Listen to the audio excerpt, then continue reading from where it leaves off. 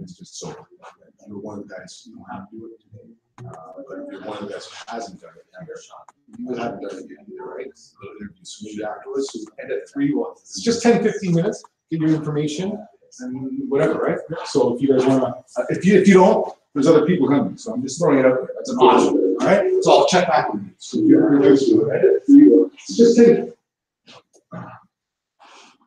Peace, Mars. Islam.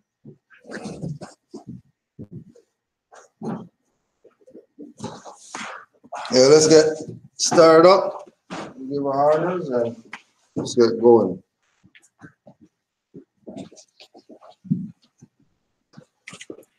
Face the east, 5 on the left, 2 on the right. Allah, the Father of the universe. Allah, the Father of the universe. Father of love. Father of love. Truth. Truth. Peace. Peace. Freedom. Freedom. And justice. And justice. Allah is my protector. Allah is my protector. My guide. My guide. And my salvation. And my salvation. By night. By night. And by day. By day. To his holy prophet. To his holy prophet. Noble Jawali. Islam. Prophet warns all Muslims, governors ordered to read proclamation at each meeting. I hereby inform all members that they must end all radical, agitating speeches while at work, in their homes, or on the streets. We are for peace and not destruction. Stop flashing your cards at Europeans. It causes confusion. Remember, your card is for your salvation. Failure to obey these orders will be of severe consequence. We are for love, truth, peace, freedom, and when these principles are violated, justice must then take its course. Any member or group of members who hold malicious feelings toward the temple or the prophet, or violate the divine covenant of the Moorish movement, will receive their reward from Allah for their unjust deeds. All true Moors will and must obey the law as laid down to them by their prophet. If they lose confidence in their prophet, they should turn in their card and button, cease wearing their turban and fez, and return to the state where I, the prophet, found you. This is a holy and divine movement founded by the prophet, Noble Jawali. And if the prophet is not right, the temple is not right. The prophet is therefore sending out a divine plea to all Moorish Americans that they do their part in protecting their prophet and the temple. This is an everlasting movement founded by the prophet through the will of Allah to redeem his people from their sinful ways. Noble Jawali. To be proclaimed at every meeting. I am glad to know that I have a few faithful Moors among you all, and I desire for them to know the truth and the divine truth. There is a host of jealousy about me and the movement now by the same people of our side of the nation that claim that I was only a joke and unreal. But now, since they have found out from the government officials and the nations of the earth that this is the only sole foundation that all Asiatics must depend upon for their earthly salvation as American citizens, they are working every scheme that they can to disqualify me so they may take charge of the situation. I have notified all these things to you long ago in the past. It is through the faithful Moors that attribute to the movement and uplifting funds. The ones that paid their divine respect to me and the movement will be remembered. That is why I am calling upon all faithful Moors to increase their faithfulness to me, your prophet, and your divine Moorish movement. I need finance and I need it badly. Never before have I needed finance so badly as I do at present, so I can shove aside the discord that is facing the nation. It all comes through jealousy because of my fame and nobility. The nations of the world will not recognize the prophet not recognize the movement without I, the prophet, being head.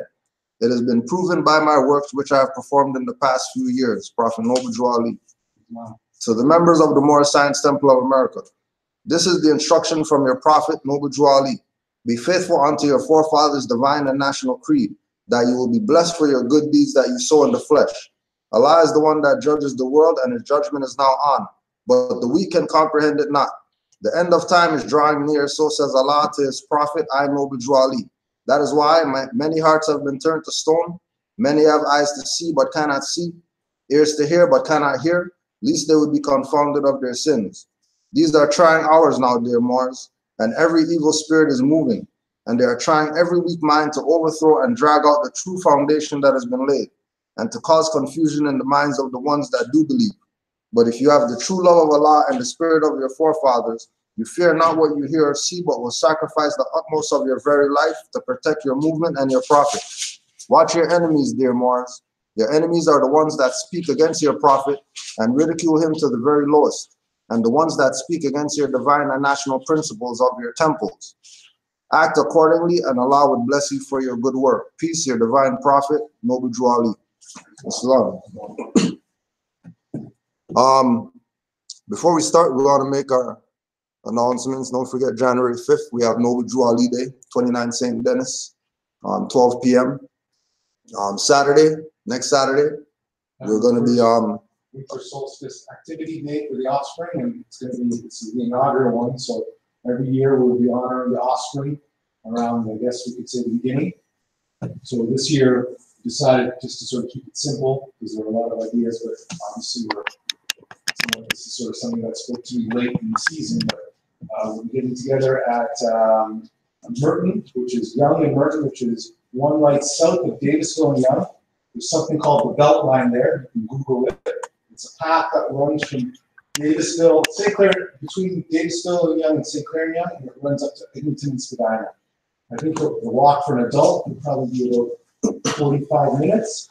But we can just, when we get there and gather, we can just assign a time. We're looking to have soup and hot soup and hot apple cider there.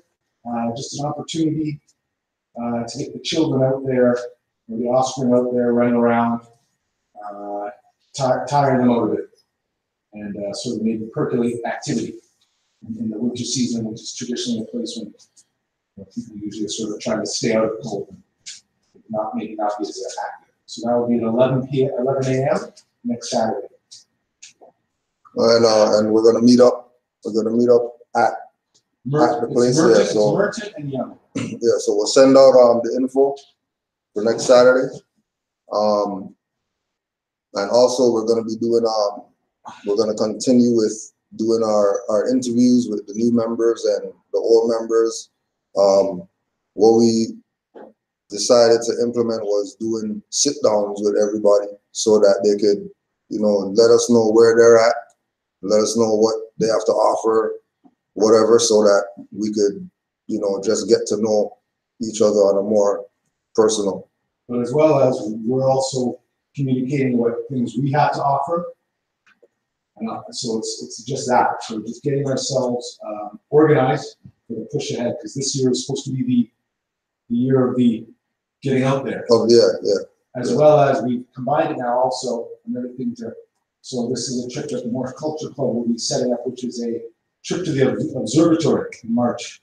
I was working on a set out there at an observatory, and it was sort of, I remembered from a few years ago that I'd been out there. It's probably maybe about 6-7 years ago, just before I was starting into this movement. And it was, an observatory, obviously, that studies the stars. And they had this little blurb about how this observatory was involved in the worldwide web of observatories that help sort of track the stars. And I thought to myself, and every time I go up there, I get moved by it. I'm thinking to myself, I want to study more. And any of us who are on this know that this is what that's about. But yet, we probably all know how little of any energy is spent towards that. Mm-hmm. So what I'm thinking is this is the year that we need to start getting the offspring out there. So we're looking to the observatory, we're looking to get out to the Royal Ontario Museum, the Science Center, libraries, art gallery, and any other ideas that anyone has that I think from a perspective of trying to percolate the minds and get them out there with the rest of their brothers and their true culture from that perspective. Because we know everything is encoded with our stuff. So it's about time. So just to give everyone the heads up. And also with regard to that,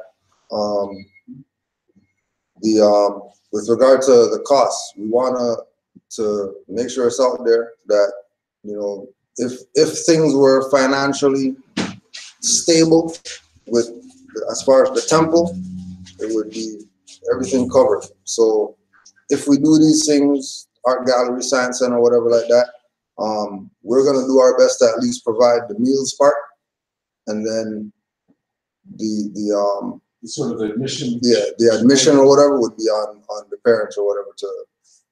And just to get everyone prepared for tomorrow, unless you're coming by TTC, there will probably be some sort of parking administrative bullshit there.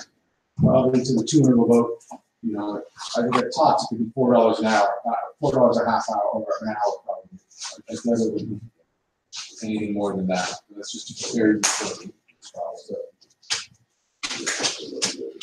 For the future, if this is the kind of thing that grows, I don't see why there couldn't be a fund set up. Right, yeah. Where people could start To cover those type of for the type of offspring. initiatives.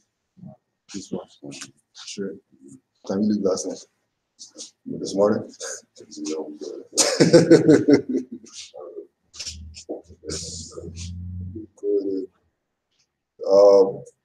And then also next week, Sunday, I got an email about a Bridging the Gap forum about land sovereignty and intellectual property. This organization called Organdra Society is putting it on. So we're pretty much going to register to go down there and see what that's about for next week, Sunday, 4 p.m. Register at organja.org, organja.org, 289-432-1222. 289-432-1222. So this is one of these groups, just a Black organization or whatever, and they're basically trying to get the community more aware with regard to owning land and being sovereign and things of that nature. So we're thinking it would be something that we should be at, just so that we can bring up some points to them that might help assist them with, you know, their initiative that they're trying to do with regard to bringing these people into this. So they're supposed to be doing all these different forums. I guess, I don't know if it's for the year or whatever, but they're supposed to be having more forums. So we'll, once we connect with them, we'll definitely connect them with people as well in our ranks who they could bring out to talk about whatever it is your expertise is or whatever, from a Moorish perspective, because that's one of the angles that they're trying to connect themselves to, this idea of nationality and things like that.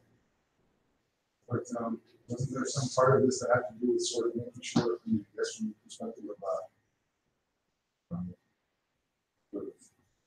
the issue of maybe disinformation being sent out? Yeah, well, I mean, again, that's because it's a Black group that's putting it on.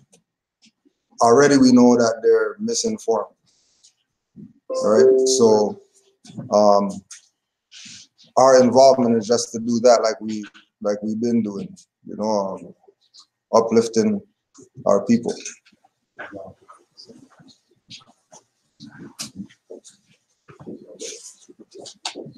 These words.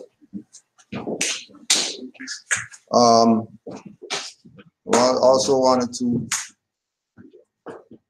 These ones. Also wanted to put out, since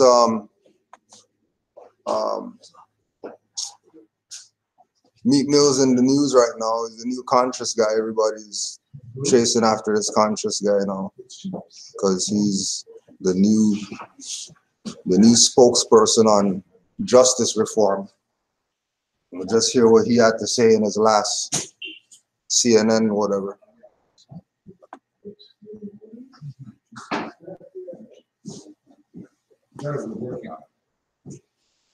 Peace, peace.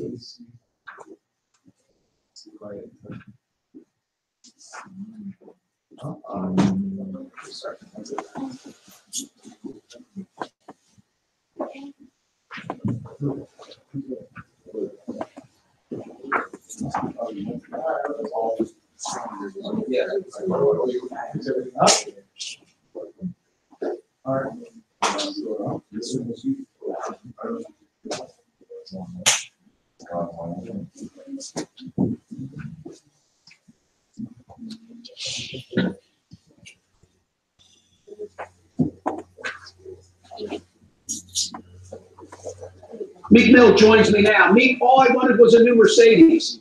Yeah, how you doing, man? Nice to meet you. Thanks for having me. So the words in that video for the New York Times, I want to break them down. You talk about how there's no coincidence when you compare the plantation and the prison. This was the plan since abolition. I think we can reach general agreement among people of all different political persuasions today that the criminal justice system needs to be reformed. But what's the basis for saying that today it's all part of a plan to keep people subjugated?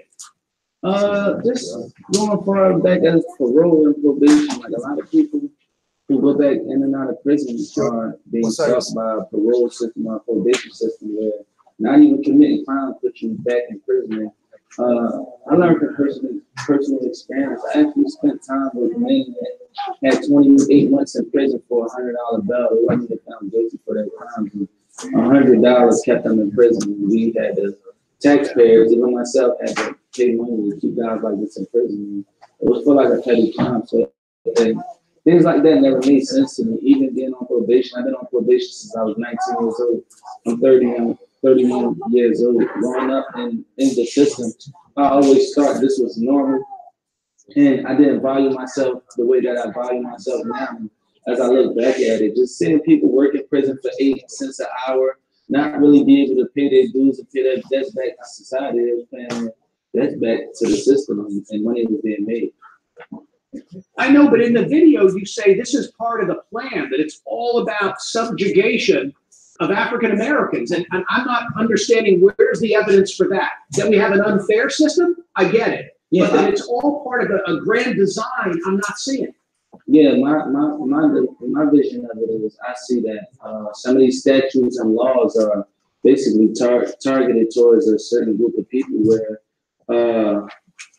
we are like trapped inside of a system that's extremely hard up for us to get out and control. I don't know who made it. I don't know who responsibility became. Many years before me, I was born into the system, into this lifestyle, and I don't feel like anybody is addressing it to try to help fix things. It's a lot of things in the system that clearly don't make sense to the world, but it's going on today and it's keeping many young black men caught up in the system without even committing crime. Are you able to square that with the fact that the judge with whom you've had so many run-ins recently is herself African American? Yeah, I ain't even blame it on like Caucasian African American. I think it's actually a mindset of actually self-hate. I don't think it's really a thing of a certain color, but it's designed to keep people like myself and the culture I come from. You could be white and come from where I come from and born in these conditions and still get caught up in the same design. Do you see President Trump as an ally in the cause for criminal justice reform? I'm not a politician, but I feel like anything that a president does to fix laws and statutes that don't make any sense and are unfair to American people is the right thing to do for anybody to do. You know that, I mean, this has been a rare issue where he has sought to do something bipartisan in nature. Surely you're familiar with his efforts in this regard.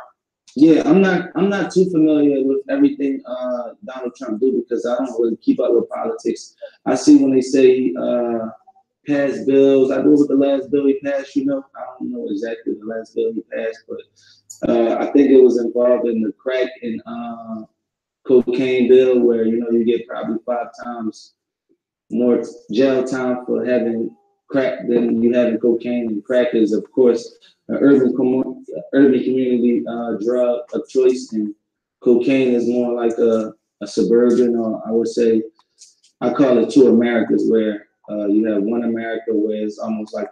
We got a couple thoughts up here. Anybody have any more as of right now? Let's throw them off.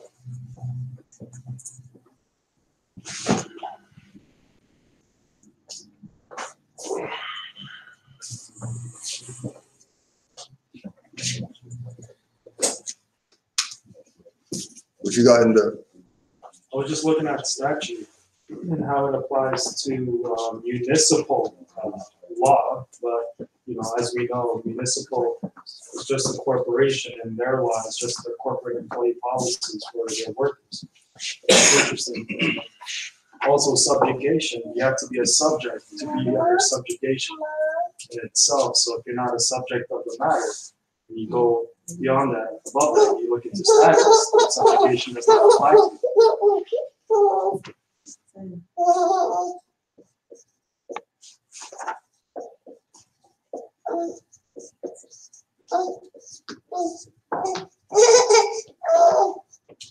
All right, so part of the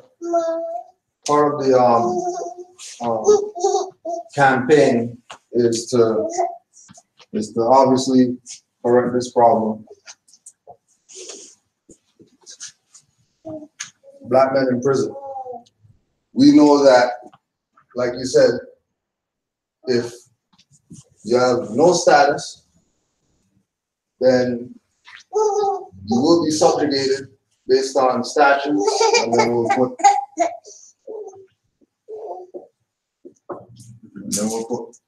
color of law there. What our people continue to miss is that the status idea or lack thereof is why majority of the situations exist with our people. A high percentage of the issues that our people deal with can be eliminated. For example, if these people recognize that they weren't this, there would be no need for prisons for these people. Even if you look at other societies that have prisons, even though those prisons have people in them, those people aren't in there for violating some statute or some color of law or whatever. They actually did something. Like they actually went out there, murdered somebody, killed somebody, raped somebody, whatever. Like they actually have criminals in there. Whereas, like he's talking about, there's a majority of these people with this status who are just in there because they were on probation and had a conversation with a highwayman, so they got to get years. Or you know, they're put on some probation and they're around somebody who did something, who's doing something crazy, and now because they're with them, they get whatever. And it's all based on the status. It's all based on the color of law, because when you listen to certain people speak with regard to our people and rights, Constitution never comes up. And if Constitution does come up, they're attaching 14th, 15th Amendments, right? Or some type of codes, ordinance that really has nothing to do with the people. Only because they don't have a status why it has to do with them. And again, you're looking at somebody who is in the public that all they got to do is put it out in the right perspective so that the people could be receptive to what's really being said. Them talking like this is only continuing to perpetuate this thing they're trying to get out of. Any other comments, questions?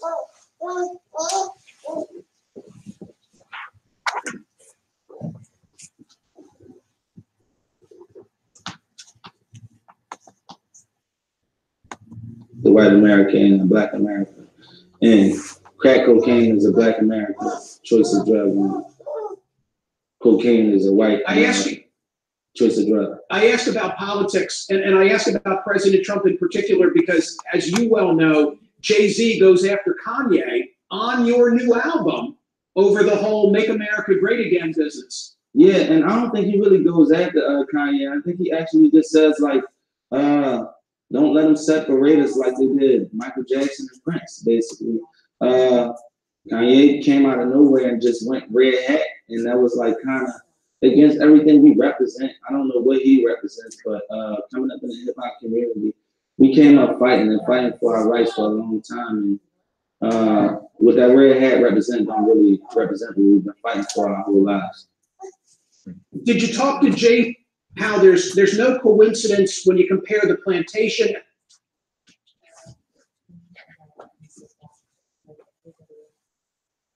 Kanye went red hat.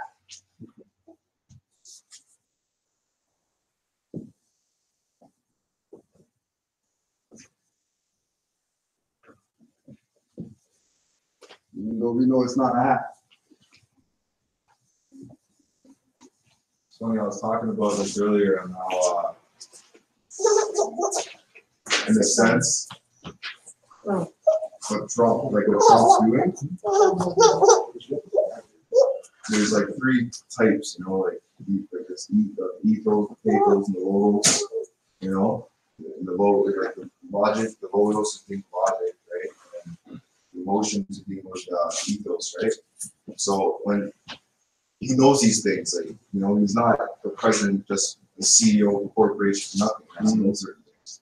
So then stirring the emotions of the people by what his words and, you know, like the word that he says on the media, make America great, that statement right there, it's not saying let's make the US great again. Right. You know, it's not saying let's make the United States great again. It's saying let's make America great again. So when you're speaking on America, that's a broad term, right? It's not just a limited term, you know? So when he says let's make America great again, he's literally, and isn't he not so-called Republican but de facto in a sense? Right. So Republican, and he's even quoting Republican when you, and if you were ever look up, if you ever even deal with politics, and you can stick your nose in politics for something, or just stay out of it, right? But he has everybody stirred up with it, you know, but they don't know nothing, right? So in a sense, he knows exactly what he's doing, because the red in America, you know, there's a relation. There's a relation. Yeah. Yeah. Right, and then also remember with when we talk about the behind the veil information, when we talk about what do these people really know, right? We know that if they're talking Kanye went red hat and we're looking at how you're looking at it, then America's really Morocco. Making it great again would really be all these people getting into their correct status.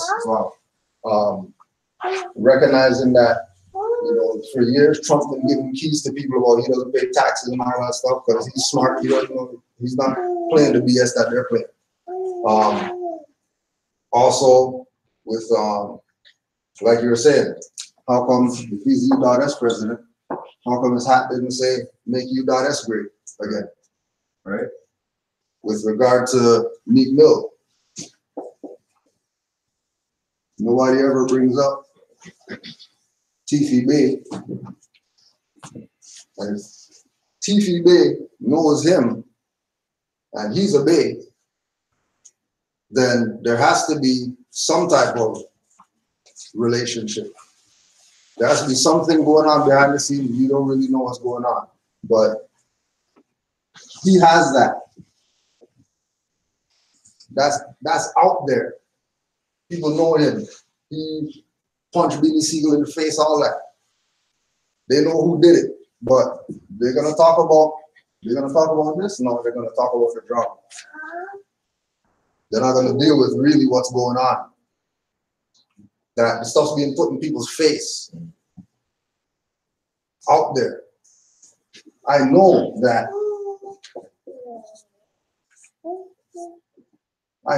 people who are in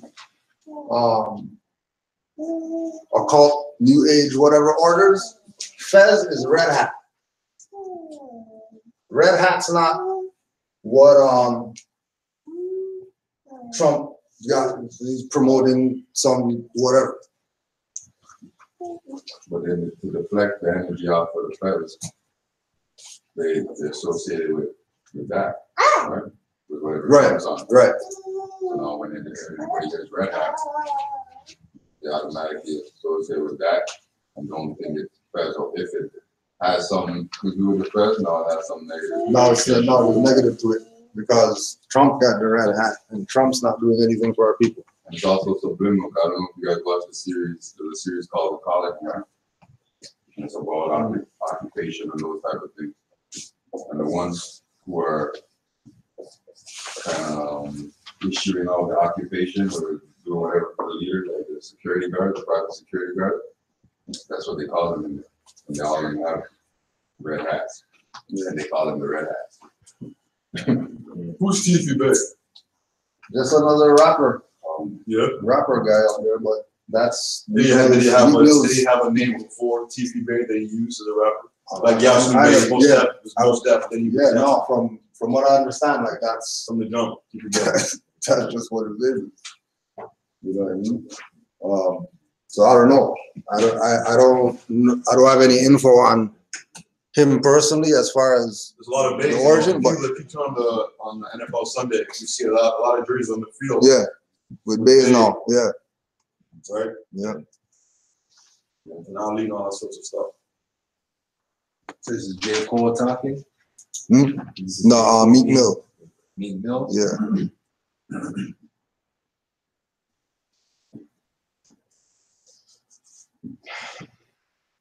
And then even when you think about the from the metaphysical perspective, if we look at the metaphysical perspective,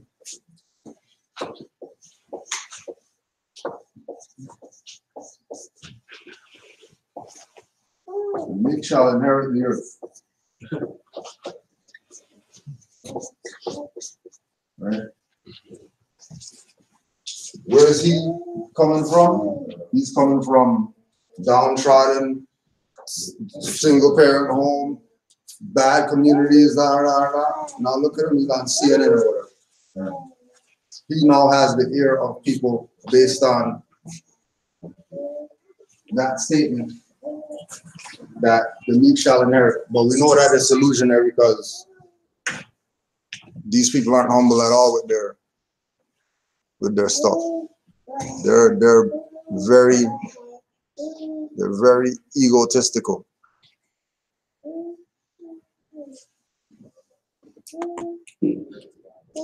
Cocaine is a white I asked you, choice of drug. I asked about politics, and I asked about President Trump in particular because, as you well know, Jay-Z goes after Kanye on your new album over the whole Make America Great Again business. Yeah, and I don't think he really goes after Kanye. I think he actually just says like, don't let them separate us like they did Michael Jackson and Prince, basically. Kanye came out of nowhere and just went red hat, and that was like kind of against everything we represent. I don't know what he represents, but coming up in the hip hop community. And then also,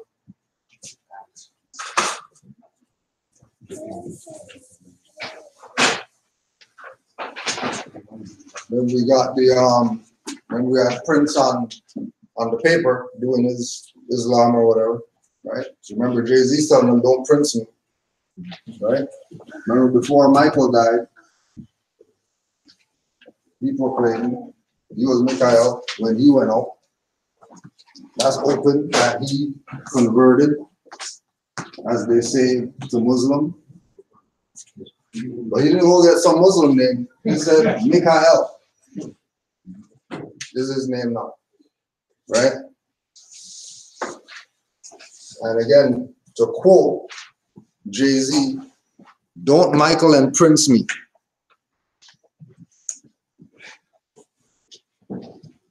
And we know that Michael and Prince were on some self-sufficiency. They owned all their stuff. You know, Europeans owned none of their stuff. They weren't playing those ones, right?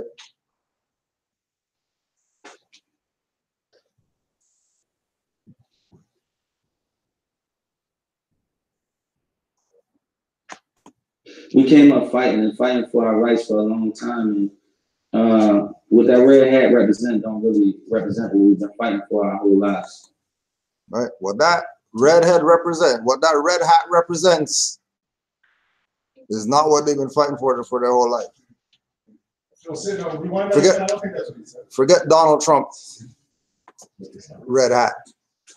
And we represent, I don't know what he represents, but coming up in the hip hop community, we came up fighting for our rights for a long time. And what that red hat represent don't really represent what we've been fighting for our whole lives. What that red hat represents, they have not been fighting for their whole lives. Right? People in red hats in here. So what's your red hat represent? Let me try now. I'll be hearing you downstairs yelling at the top of your lungs. You know. Yeah, you know. We're gonna come back to you. What's your red hat represent? Nationality. Status, nationality. My lineage. Lineage.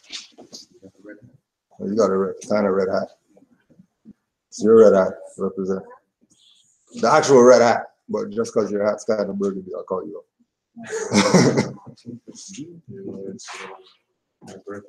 Birthright. Divine headdress. Divine headdress. Ready? Yeah, what's your red hat? My red hat represents the moon, my mother, the earth, you know, the four corners of the earth, you know. As you can tell, it has the umbilical cord attached to it, right? With the navel, right? And it has the ball attaching to the umbilical cord, meaning it's ascending to the earth, right? With the 360 degrees of knowledge wrapping. Oh, you got it? We have scanner now. We can scan. From the navel, right? And ascend to the earth. So for me, it represents the divine meaning, right? The moon's my mother. Right. When I wear it, I feel like, you know, like this is the moon I'm in, and then I'm out here on the mundane level, right? Navigating, right? In the navel. Islam. Brother Cabana. What Prophet said for self-study and knowledge is power, right? So I look at it as a force. It's a force of freedom for the nation. Through our own self-study. Omar, your red hat. I think it represents, the Fez represents to me the map back home. Islam. Anybody else? Yeah, Hey, Woody? great seal. You know, to know that we are the ones that open the doors, open up all the secrets, and open up all the mysteries so we can know how to just be that light. Mm-hmm.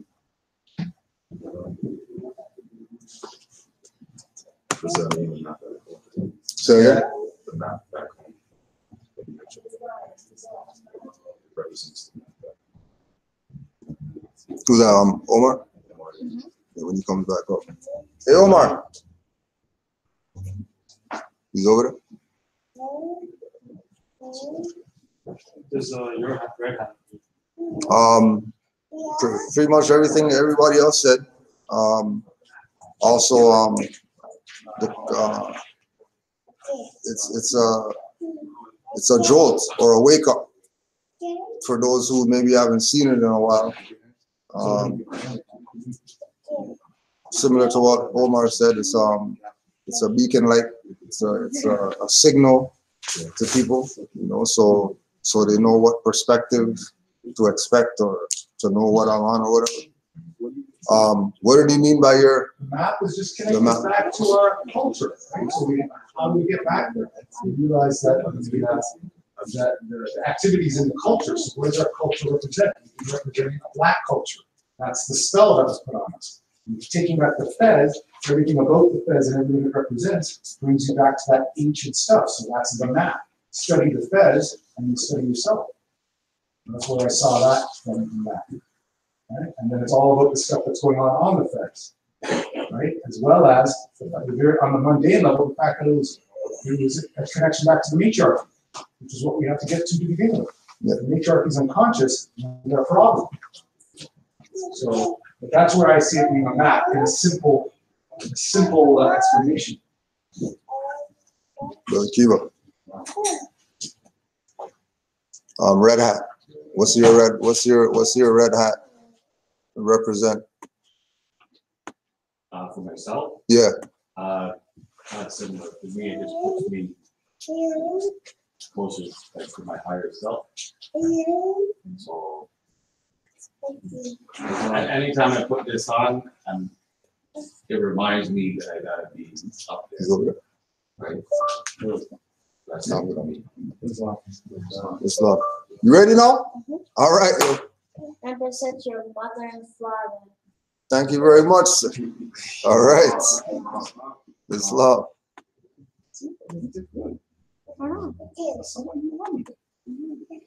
Did you talk to Jay-Z about those words? You know that today this is a big trending subject, so I have to ask you, did you talk to Jay-Z about what he was thinking, why he wanted that to be on your new album? No, I didn't talk to him about it. I just was like, yo, I had dreams of my whole life of having a Jay-Z verse, being able to rap with Jay-Z, who I view as the greatest of all time. So, you know, whatever he did, I just was going to accept it, and that's what he gave me. That's what he delivered to me. And I was happy with that. You were just happy to have him on the album, regardless of what it is he wanted to rap about. Yeah, that was one of my idols I looked up coming to in the rap business my whole life before I even was in the business. So that's what it was more about. How about the mindset? I have to play devil's advocate and ask Meek Mill this. You wrote that piece for the New York Times, and not only did I read what you wrote and watch the video, but I also read the comments that were appended to it. Yeah. Many of them were supportive. Yeah. Many of them, Meek said, hey, you're not the right guy to take on this fight. I can put one on the screen of just something that was typical. I'm not defending our criminal justice system at all, but let's look at the facts. It was more than just a wheelie. We don't know his juvenile record. He got probation, on and on and on, got convicted for selling drugs, possessing a firearm. Essentially, it makes the argument you didn't play by the rules. And if you had played by the rules, I'm going to give you a chance, but if you hadn't played by the rules, you wouldn't have had issues with the system. I always dreamed too of being like on like CNN and being able to express myself and speak for like the voiceless young men of America. The first step I would say, I grew up in America in a ruthless neighborhood where we're not protected by police. We're not. Just put it out there. Do police protect? And who do they protect? Corporate interests.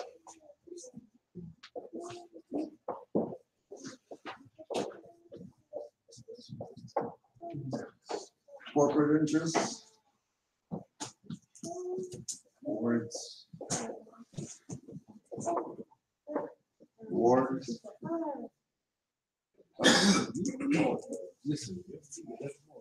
Any more? Young Morris said people.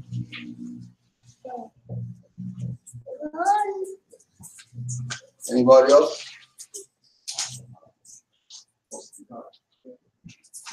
Now, when we look at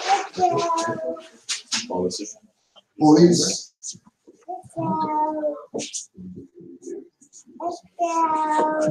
they have a certain policy that they're obligated to. When we look at this policy, it doesn't include law enforcement, code of ethics,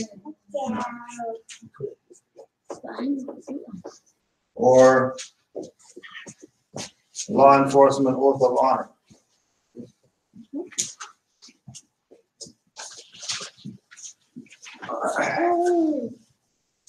These two things you can find on the International Association of Chiefs of Police website.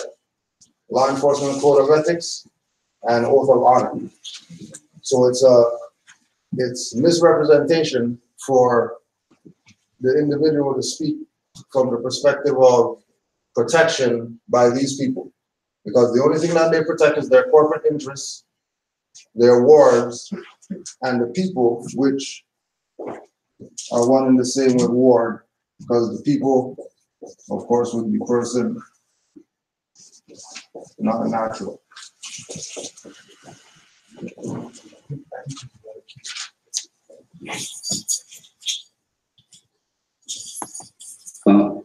We grew up with people selling drugs on our neighborhood, on our front steps.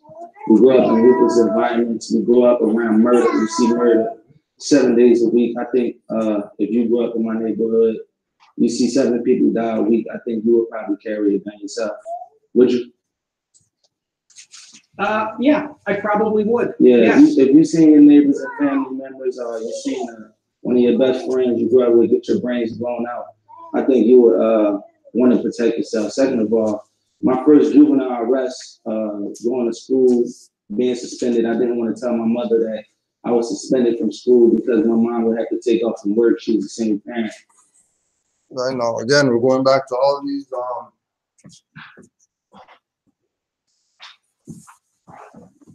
these things that because our people never read, they don't realize that they're getting black codes every day, all day.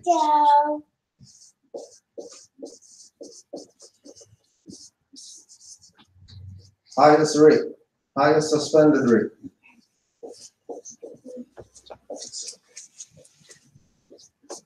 Young black children. Suspend means to hang, or we could say lynch. People don't get the point. Why they suspend certain people and certain people don't get suspended. Only certain people get suspended. Other people get it, their parents come in, get to talk to them and stuff like that. Other people, they get some type of counselor walk around with them. But the non-status people get suspended. Right? That's how you know that it's a campaign against a particular people. But the problem with the people is that the people refuse to identify themselves correctly. So there's for example, Moors who have children in the institution. One, those Moors teach their children outside of that institution so that when they go in there, these people can't play those games with them.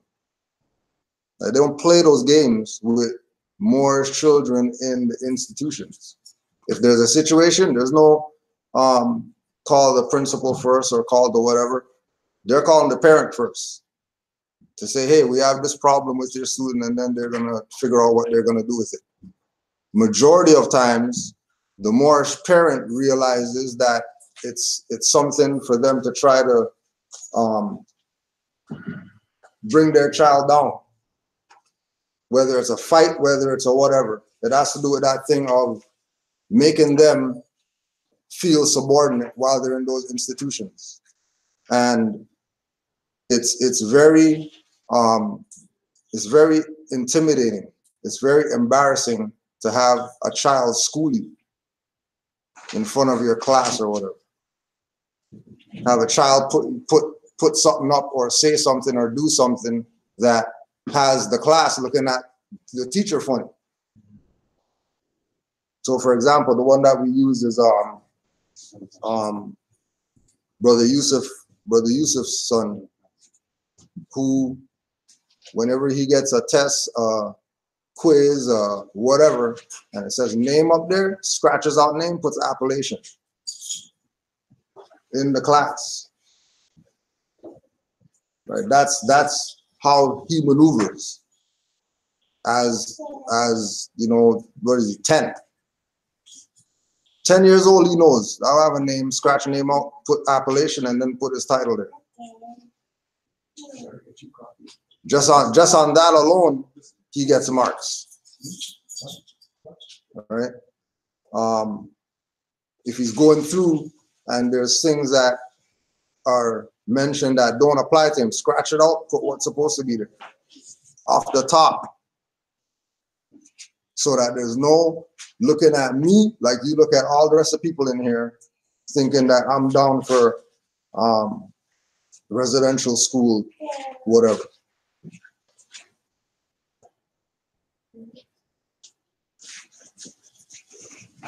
And it's something of, it's not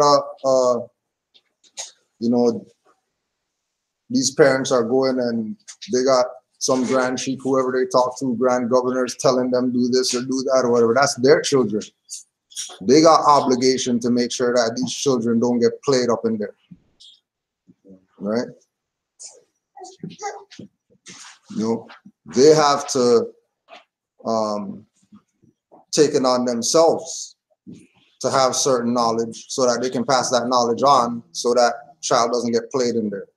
Because we know too many Moors who, when there's a situation, they don't have problems with the school. Zero issues.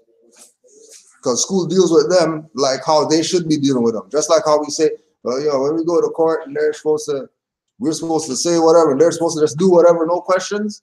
That's how they're getting it as far as with the teacher. Right? Which is where it comes into the importance of, you know, Moors connecting with what we're doing with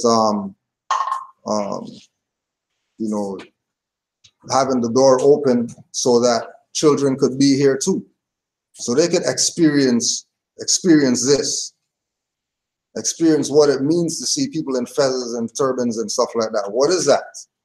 You know, for them to be able to have a place where they can go to where they can actually see these things happening. It's not just something like, you know, when we were coming up, we're talking about slavery, and they can't store slave ship. But they're gonna put stuff in you to make you think that this stuff's real, but they never show you anything.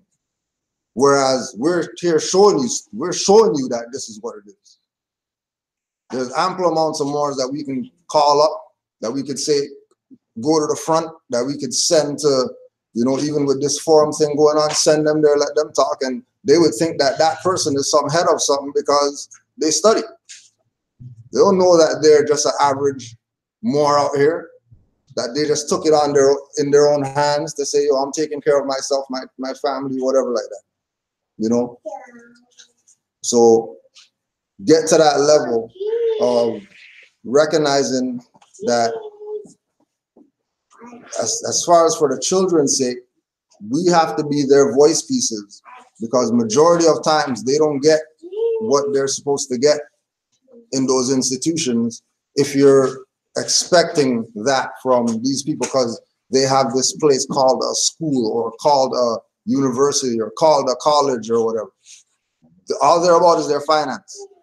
Just like the prison, it's all about their finance. They could care less whether people are reformed, not reformed, or whatever.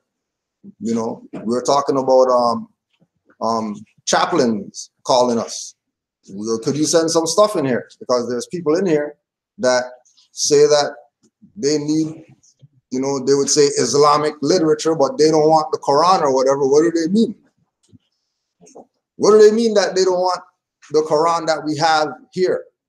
They want the other Quran,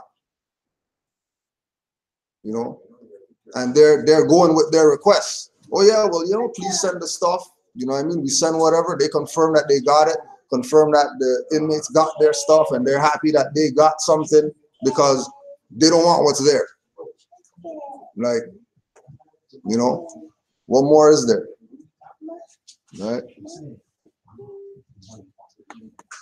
And my father was in the graveyard. So, you know, I was afraid to tell my mom I was suspended. I went to school on a suspended day. That was my first arrest as a juvenile for being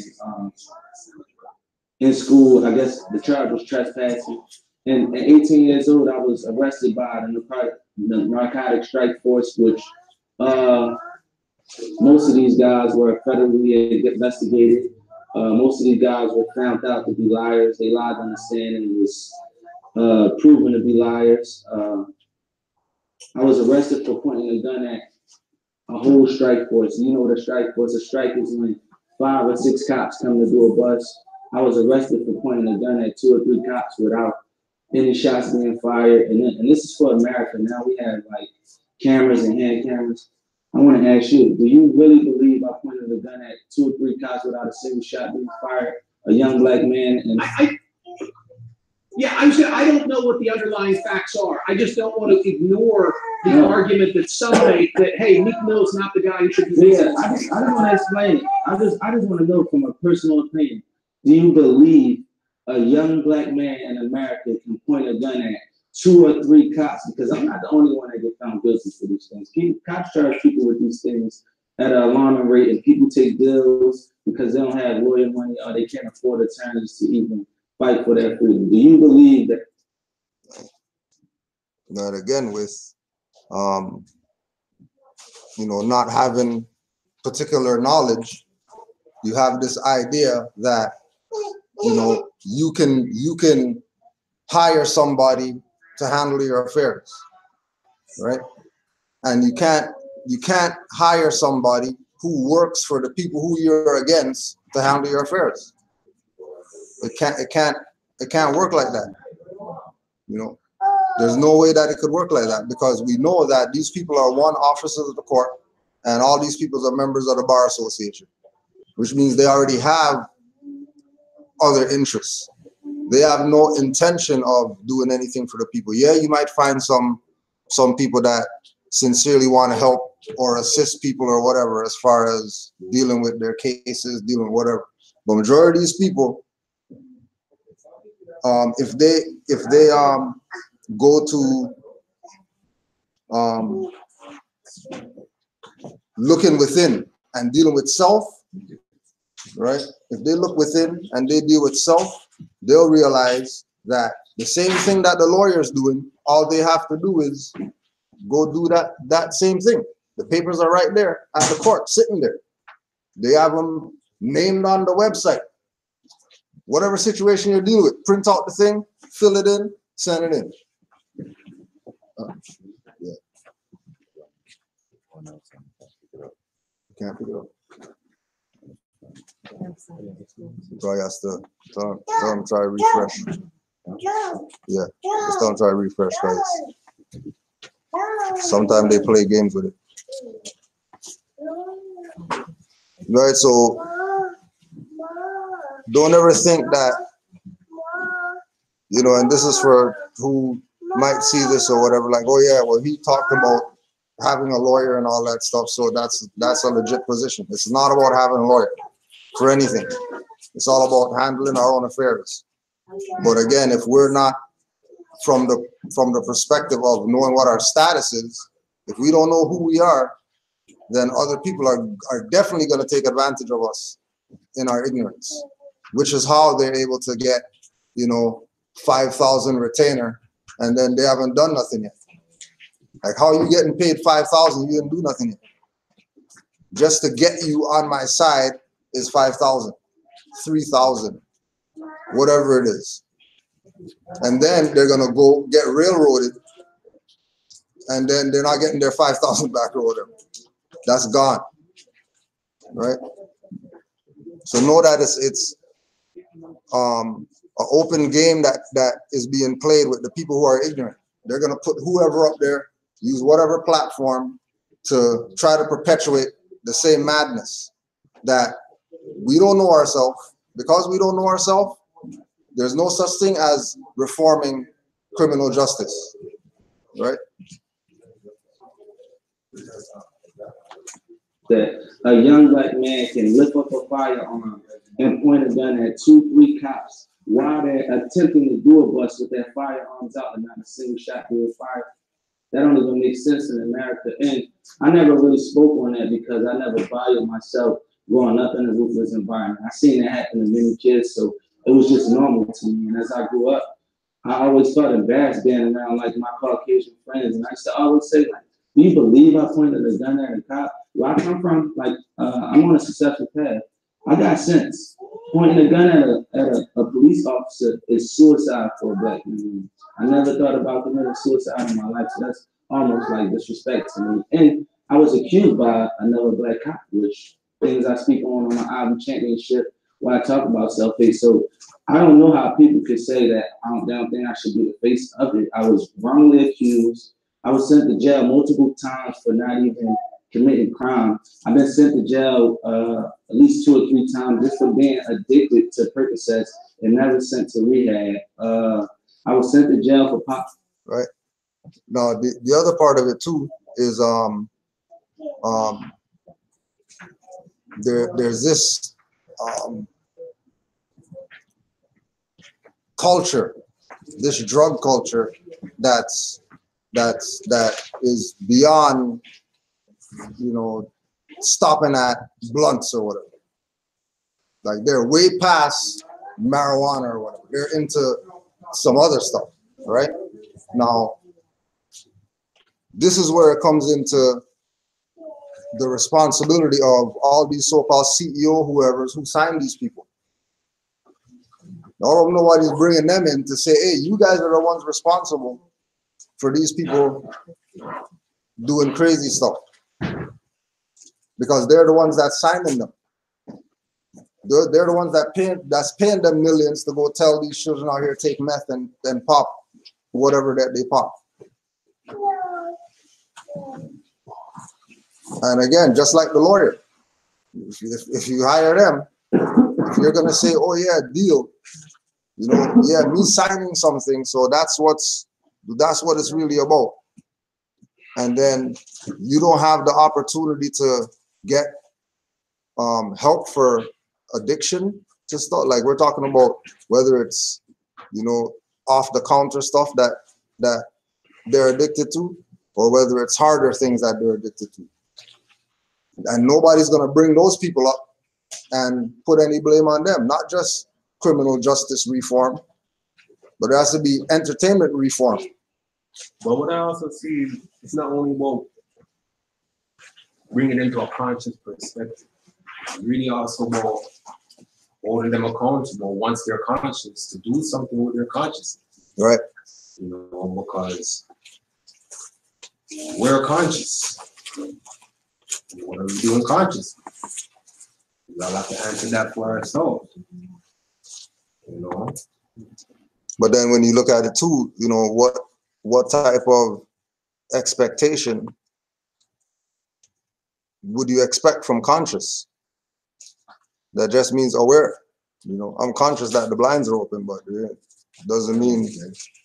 You know what I mean? You know, we have to be consistent with that, and it's to know that we have to continue on doing what we have to do. Once we're conscious, we got to continue doing whatever it takes. Yeah. Sometimes that means going against the grain, doing things that is not regularly seen amongst others. But we have to know that what we're doing is we're being aware of our surroundings and we're acting accordingly to bring forth what it is part of the agenda. You know, because you have to apply it. There's no knowledge without application. It's just data. That's it. But just compiling. If we bring them to their conscience and expect them to do it for their conscience, then they're realizing that they're gonna have to drop all their rights. Yeah. Which we know they're not gonna do. Yeah. Willfully. Yeah.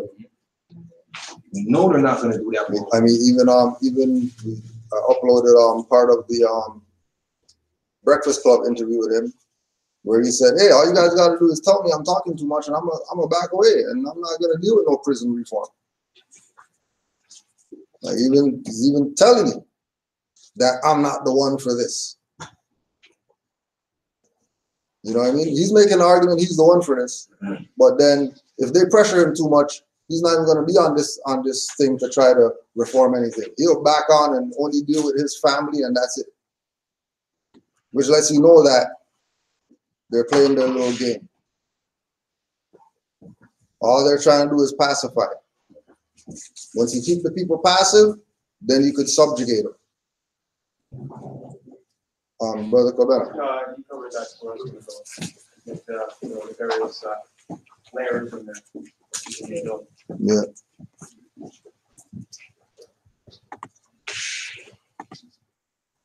There was the next thing we're gonna touch on. There was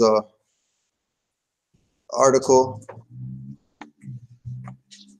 There's a PDF online called Indigenous Peoples and Black People in Canada, Settlers or Allies. Indigenous Peoples and Black People in Canada, Settlers or Allies.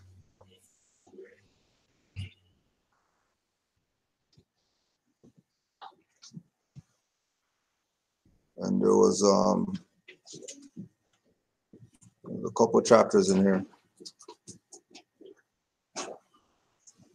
Are those things like, are they different? Like, what relation do they have that they Yeah, that's what. Well, that's all part of the analysis. like enemy or ally or settler or sojourner or something like that? No, we'll see. We'll settler and ally. We'll see.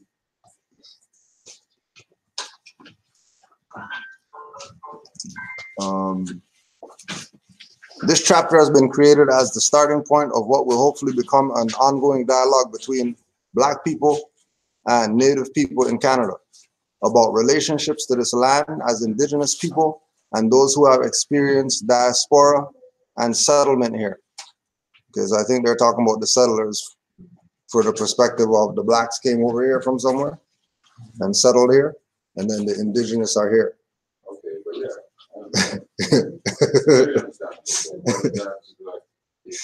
If somebody's Indigenous and then someone's able to settle on their land, that means they probably have permission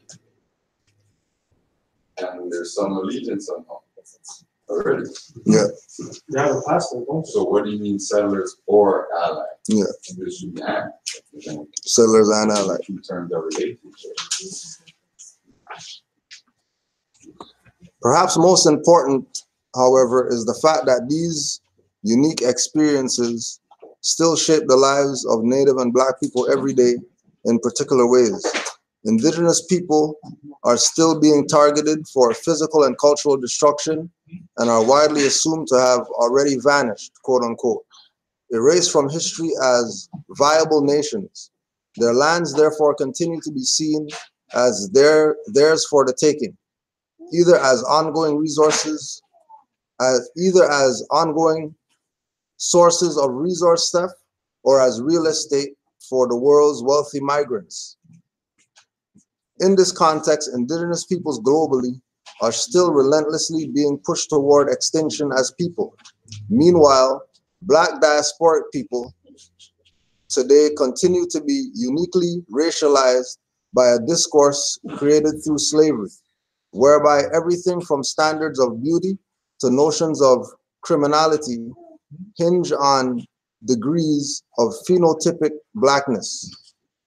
Furthermore, globally, the legacy of 5 centuries of slavery and the rape of Africa that it enabled means that Black-led nations of the world, while nominally recognized as nation states, are still the poorest, most disenfranchised nation states.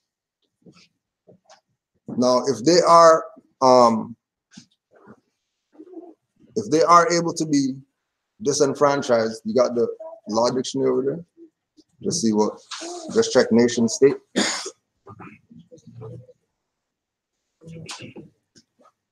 Legacy of 5 centuries of slavery, the rape of Africa, and it enables means that Black-led nations of the world, while nominally recognized as nation states, are still the poorest and most disenfranchised of nation states. It sounds like it's making a comparison that said Blacks have their own issues that they have to go on through, which is similar to those natives. All right, so they're definitely making a relation between the trauma that both have endured. And I remember there was a time when I was shown on Facebook, actually, not even on Facebook, some dude on Facebook got my information. I don't even be on it like that. He called me. And he was telling me that he's in Ottawa. And he wants to align Blacks and Natives to work together and have an agenda you know. And I mentioned to him that I'm not black, I'm a Moor. And then he mentioned that, you know, well, you can come and start teaching the natives and blacks about the Moors, and then they can start incorporating some stuff from Moors, and they can start implementing it as they grow more to this knowledge. We can all be under one umbrella. And I said, you know, that sounds good, but if I'm gonna do that, first and foremost, I'm gonna have to contract with you. And then at the same time, it came around about where I told him that, you know what, it's just not gonna work, because in every way your aim is to denationalize me. And I'm not black, and you still want to call yourself black, and I'm showing you respect by not calling you black and calling you a Moor. And he ended up flipping, like snapping at me, telling me all kind of things like, oh,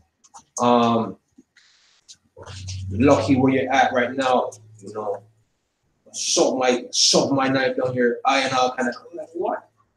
You know, and this is all for the fact that he's telling me I should go and work with him. I should go uplift his agenda, and I should go promote his cause for his purpose for the people, you know. And what I see is that if we don't know who we are, and if we don't know to uphold ourselves when those are coming against us, it's easy, very easy to get back on some nigger black shit. It's very easy, but we have to maintain ourselves and know that it's for the higher cause, you know that it's for the feds.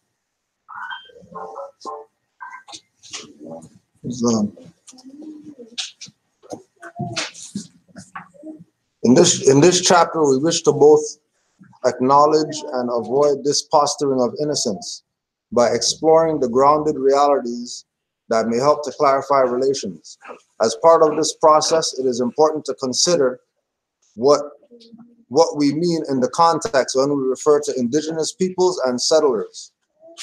The claims of indigenous people have been hotly contested globally, and perhaps this is reflected in the confusion of definitions that arises when the term indigenous peoples is used. Because of this, we have chosen the definition used by the United Nations Working Group on Indigenous Peoples. Indigenous communities, peoples, and nations are both which having a historical continuity with pre-invasion and pre-colonial societies that developed on their territories, consider themselves distinct from other sectors of societies now prevailing in those territories or parts of them. They form at present non-dominant sectors of society that are determined to preserve, develop, and transmit to future generations their ancestral territories and their ethnic identity as the basis of their continued existence as people, in accordance with their own cultural patterns, social institutions, and legal systems. Right, so from the perspective of indigenous, of the definition for indigenous people, we tie ourselves to historical continuity because we're descendants of Moroccans born in America. We recognize that our people have been here pre-invasion and pre-colonialism that has been developed in these territories. And we recognize that we're distinct from whatever people are doing out here. It might not necessarily be what we do, right? They might have their own stuff that they do, but that doesn't mean that because they're here, we're part of their whatever they're doing, right? Especially if we can show and prove that we have our own way, our own customs, our own things that we should be doing based on us being Aboriginal and Indigenous. Like with the vaccination thing, right? The average person, they're gonna go to their priest, their rabbi, their whatever, and get their stuff sanctioned, right? Especially if they look like us. They're probably gonna have some pastor sign their stuff, right? As Moors, we would have our heads of whatever be our witnesses or sign our papers or validate whatever for us that these people might not necessarily look at as, well, we acknowledge that or don't acknowledge that. But because it's coming on the basis of a religious right that you're acknowledging, the fact that you're acknowledging it from a religious perspective, they'll let it be without having to, well, what's a grand sheik and what's that part of it? What do you mean divine minister? We never heard about that before. What if they'll just accept it because they have it set up that from a religious perspective you can be void from that. You know, but then again, if you're somebody who is claiming a religion that's not really a religion, it's some war campaign or whatever like that, and you're in ignorance, you might be able to get that one form through or whatever, but now you're showing that you're a ward. Now you're showing that you're really not supposed to, you're probably supposed to be vaccinated if you have pastor or whatever signing your stuff. You know what I mean? You know, they form at present non-dominant sectors of society and are determined to preserve, develop, and transmit to future generations their ancestral territories. So again, going back to the idea of, yeah, we're here. We know that this is the vast estate. We know that we're in our own land, but it is under occupation. So being that it's under occupation, there are certain freedoms or certain acts of dominance that we're not able to exercise, right? Us exercising dominance might not necessarily be out of try to take over somebody or try to beat somebody down or whatever like that, but just showing up a superior position. So as Aboriginal Indigenous people, we can stand on UN declarations, for example, to show that we have a superior position, because everybody who they engage would be talking that same way. And it would let them know that, okay, well, obviously, you know, the people who talk like this are in a certain realm. Nationality cards, right? Nationality cards. Us having nationality card. We've had Moors who've been kidnapped, gave their nationality card, and heard conversation with highwaymen that, oh, we stopped somebody with these cards wherever. We stopped somebody with these cards some other jurisdiction, so that there's a familiarity with the different people that they engage who look like us, that, okay, well, there's some of them that do things this way, there's some of them that do things another way, but ultimately, as far as this United Nations Working Group on Indigenous Peoples definition, they qualify as being whatever they say that they are, right? And we're not really gonna even press them on the issue because we don't have to. They have that right to do that. Self-governing. Right? We have the right to be self-governing. And once we start being self-governing, there's going to be less that's on them.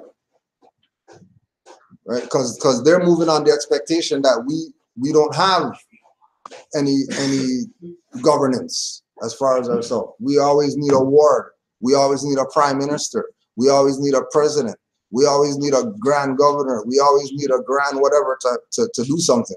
When it's really the people recognizing for themselves that they are in their ancestral territories, that they actually do have an identity, they do have a status, and that their ancestors have paved the way for them to be able to say, this is my status, and not have any issues.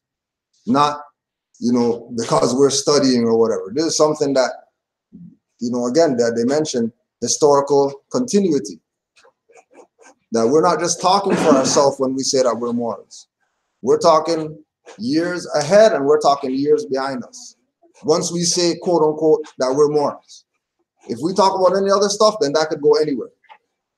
But once we start talking about the true name of our people and how we should be classified and what backs up that classification, there should be no issues with people. And when there are issues, it's just acknowledging that, oh yeah, we're under occupation. It's nothing to get mad at and go do something about. It's recognizing that certain work has to be amped up. The only reason they're looking at it like, well, we're not hearing what you're saying or whatever, is because there's not enough work showing that this is what it's about. You know what I mean? It's like, you know, we used to go to, for example,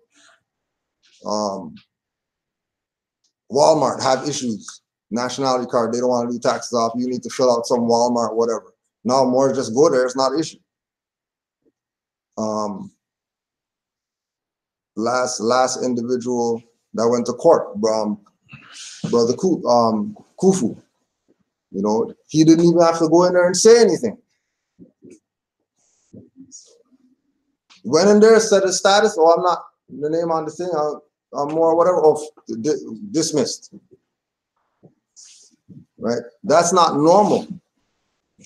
They usually bring you in, call you out, send you away, take you out the room, ex parte, you got to appeal, and then but it didn't go like that this time. Obviously something's going on because he didn't do anything as far as send a paper that had a seal on it or send a paper that had a signature or send a whatever. All he did is say, oh, I'm more. And then that was it, nothing. And they gave him the deposition, and they gave him a receipt too. Huh? No, they just gave him a sheet saying your stuff stamped dismissed on it. Yeah, deposition. Right? So in that case, you don't have to get the transcript. Transcripts are part of it. Well, the deposition is the decision of that. Yeah. Right. Which basically means you got section 4 of the Treaty of Peace and Friendship. Say again? That basically means you got section 4 of the Treaty of Peace and Friendship. And 21 or 22. That if there's conflict between European more or whatever like that, there's not supposed to be any issues of jurisdiction because those are two diverse. Those are two diverse nations. And once there's two diverse nations, treaty's the law.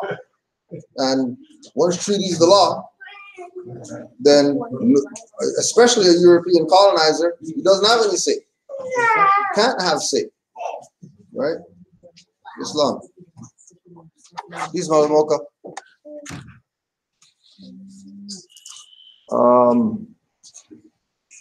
While the term indigenous has been contested and challenged, it is perhaps telling that there is little attention paid to the definition of a settler. The term is intrinsically linked to the complex relations of the post-Columbian white colonialist project globally. As Linda Tuhiwai Smith clarifies, Linda Tuhiwai,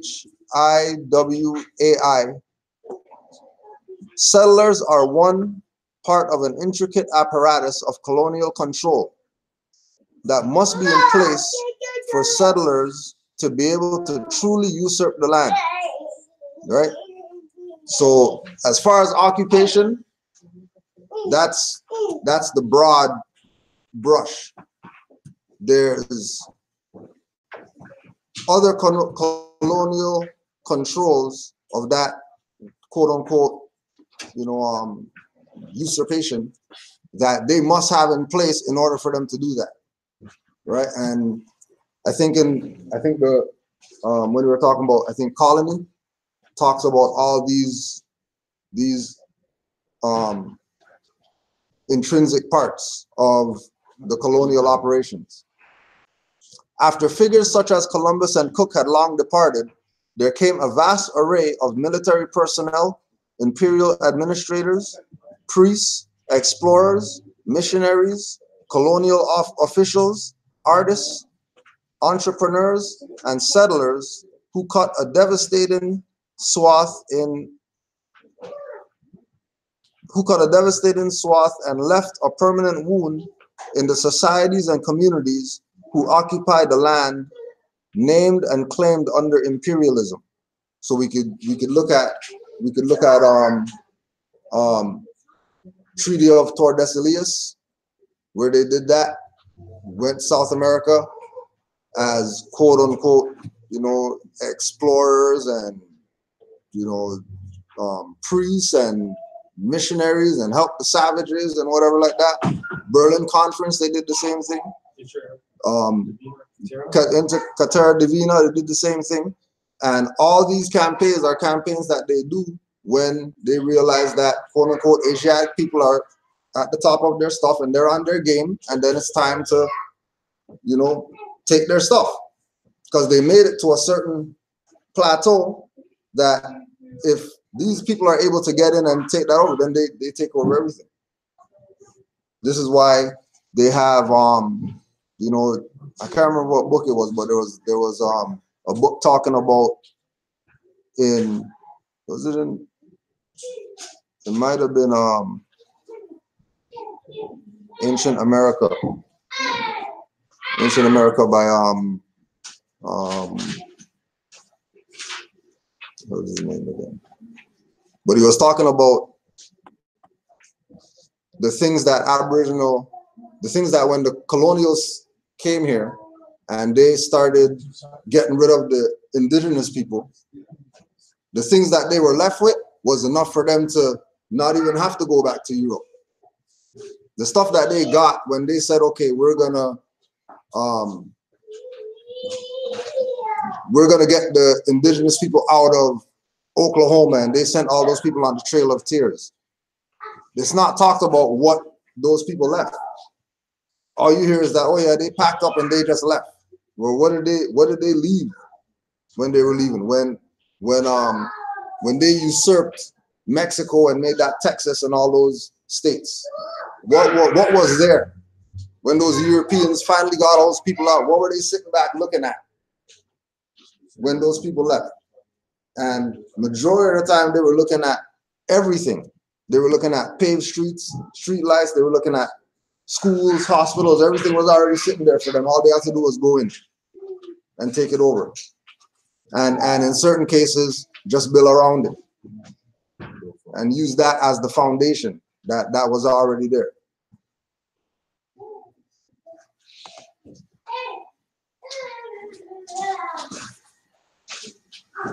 Right, and again with the intricate apparatus of colonial control, these are key parts to it. Military personnel, imperial administrators, priests, explorers, missionaries, colonial officials, artists, entrepreneurs, and settlers. From this perspective, for groups of people to be forcibly transported from their own lands and enslaved on other people's lands, as Africans were in the Americas, does not make the enslaved peoples true settlers. Even in situations in Canada where Black people after slavery attempted settlement as free people, the process has been fraught with dispossession and denial of access to land. The reality then is that Black people have not been quintessential settlers in the white supremacist usage of the word. Nevertheless, they have, as free people, been involved in some form of the settlement process. Right? And again, it's going back to this thing of once somebody else is telling the story, they also get to pick who the players are in the story. They get to say who's the good guy, who's the bad guy, who should be kicked out, who should stay, who's really from here, who's not. Once they're telling the story, they're always going to classify our people as Black. We came from somewhere else. But then they're also gonna classify, once we're able to settle, once we're able to not have the colonial powers down our throat or whatever, then they'll say that we're free people. Now we know that we didn't become free people because of some European proclamations or whatever that they said and they freed the slaves, right? That wasn't how the concept of, oh, there's free people in this land came about. They saw that those people were free when they went there. And once they start doing reclassification, again, we go back to Brother Yusuf and his Uncle Bay, where he's in jurisdiction of Georgia or whatever, or his family's in jurisdiction of Georgia. He's going through the land records and he finds out that in his family, there was a Bay in his family that had control of like mad land. And today, he's on the land and he's looking over there where, according to the land records or whatever, the jurisdiction that his relative had, there was colonials on that part that they're not on the paperwork that the city or whoever has, saying that, okay, this land belongs to this guy. All right, he went and pulled the thing, you know, acres of his stuff, some Europeans got it. How are they able to do that? And then how come it's not on the thing, right? And then what do? Misclassify people. Tell people that things are what they're not. Oh yeah, well, our jurisdiction goes to that line right there when their jurisdiction probably ended right here. But then if quote unquote blacks don't read, they're not gonna go pull the thing to see, oh, let me just check to make sure that this is your line before you put your stuff down. Because remember, once you put the stuff down, then that's it. You can't make no claims after that, right? And then that was 20s, 30s or something like that. So think about how they were doing that, you know, when they were really jacking land. Now when they're jacking what they've already took and making it look like they just started jacking or whatever. Stuff that they've been took. People who've been lost stuff to this idea of, you know, well, because you're African, then that means you're not indigenous here. Because you came over here on a slave ship, that means you don't have any land here. So there's nothing for you to claim. And then the people who we're saying are the ones on the land, we're gonna call them Indian and Native and put them under our jurisdiction, so they don't have the land either. Right? And again, it's all a part of the apparatus of colonial control. That they know exactly what they're doing. That's why we can't play like we don't know what they're doing.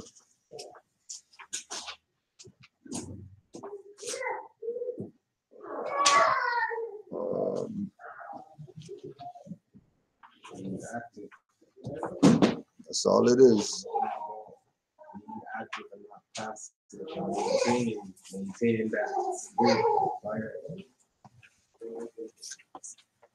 Indigenous ways of maintaining relatedness. In seeking to understand ways of working together, we can learn much from the oral histories and stories of indigenous people concerning the framework in which relationships are understood. While the examples below are taken from indigenous Turtle Island stories, right, again, taking the Aboriginal indigenous people, making an illusion, and then having them follow the illusion as reality, and then now they lose everything. While the examples below are taken from indigenous Turtle Island stories and teachings, the values inherent in them are common to all indigenous cultures from around the globe. Probably the most fundamental principle of many indigenous cultures is human interdependence with other life forms in non-hierarchical ways. Creation stories, for example, emphasize the interdependence of two-legged beings with the plants, animals, sun, moon, and the land itself. In Rotino-Soni creation, or Iroquois creation story, Sky Woman and the land animals, sea creatures, and winged ones cooperated and had different roles in the formation of Turtle Island and in growing food that sustained the human lives that come afterward. Indigenous worldviews give us other ways of looking at cultural pluralism. To illustrate, consider this Cherokee teaching. Mother Earth and all her children teach us that diversity is necessary to our health and well-being. You do not see the trees insisting that they all bear the same fruit. You do not see the fish declaring war against those who do not swim. You do not see corn blocking the growth of squash and beans. What one plant puts into the soil, another takes. What one tree puts into the air, another creature breathes. What one being leaves as waste, another considers food. Even death and decay serve to nurture new life. Every one of Mother Earth's children cooperates so that the family survives. Islam. In Anishinaabe gatherings, the term all my relations is used to honor a concept of family that does not stop with living blood relatives, but includes ancestors, the generations to come, and a whole host of spirit beings that inhabit another realm, all of whom play various essential roles, not only in sustaining life on Mother Earth, but in facilitating our spiritual development, collective and individual. And again, it's going back to the teachings of Noble Drew Ali about the Holy Covenant and the creation and fall of man. You know, all things being bound by a cord, and you know, then we go back to the, oh yeah, Noble Drew Ali's Cherokee. So obviously the things that he was teaching us is going to be in line with, quote unquote, what they say the Cherokee spiritual, you know, whatever, right?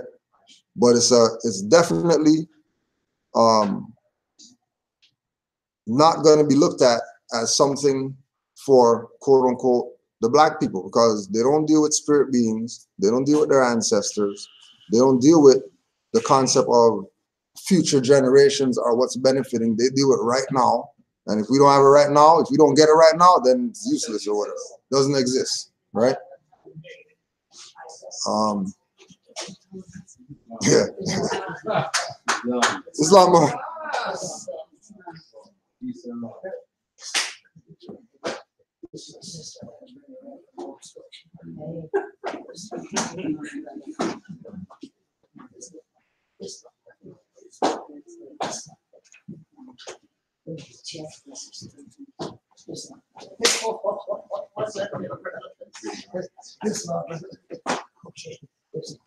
Oh, Deborah, she's back here.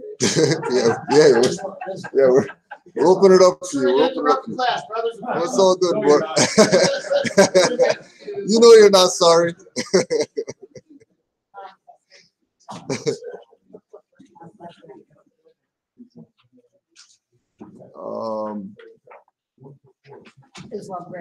What's up, Mark? All right, white power. White power.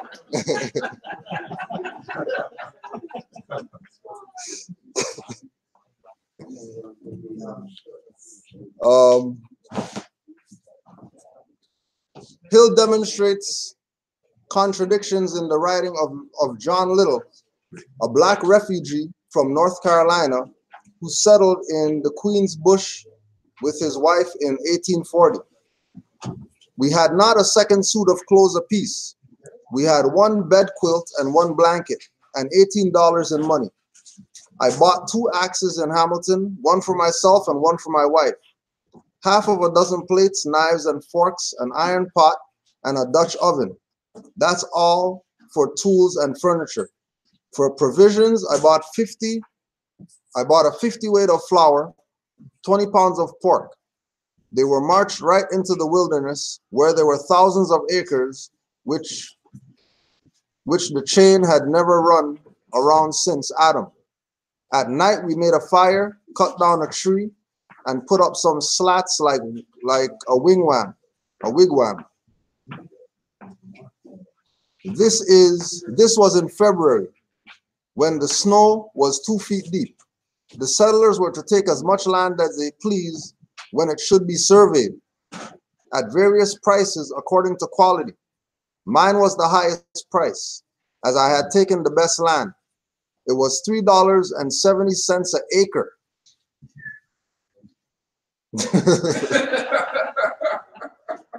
That's expensive. $3.70 an acre. I took 100 acres at first, then bought in 50. Right? Careful reading of this text demonstrates what else is left out when indigenous peoples' presence is ignored. We do not get to even consider what the range of relationships might have been between early black settlers and indigenous peoples. And like we know, the quote-unquote black settlers and the indigenous peoples, according to study, these are the same people. There wasn't these different people that were trying to whatever. The whole European psychology was to get brothers and sisters to not look at each other as family.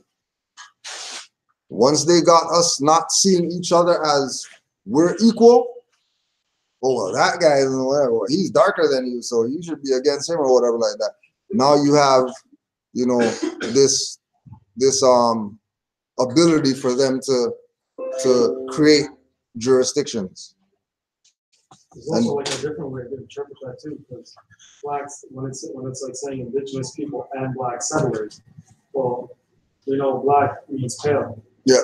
Those are the settlers. Right. Right. So there's also that degree of looking at it. Yeah, and they could be bunching all the indigenous peoples as the slaves and whatever, and the indigenous and everybody as one. And then the black meaning pale settlers are the colonials, right?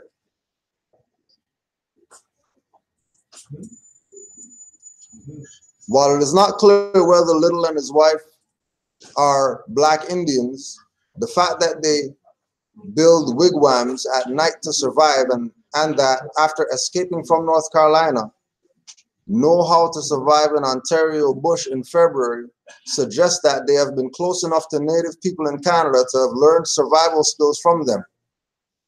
However, the overprint of Christianization separates them from so-called savages as they refer to the bush as wilderness, which the chain had never run around since Adam. Hill silence around indigenous presence is not unique. Most accounts of early black settlement in Canada ignore indigenous people. Right? And if we go back to that same thing, the early black settlement, ignoring indigenous people, was the whole way for them to usurp and take over. Because as we move forward with the connotative mindset, black settlers become our people. Right? Black history becomes ours. Black death becomes ours. Everything black, anything relative to black, dark or whatever, becomes our thing that we take on, which it really wasn't our thing. We're really the indigenous people. Right?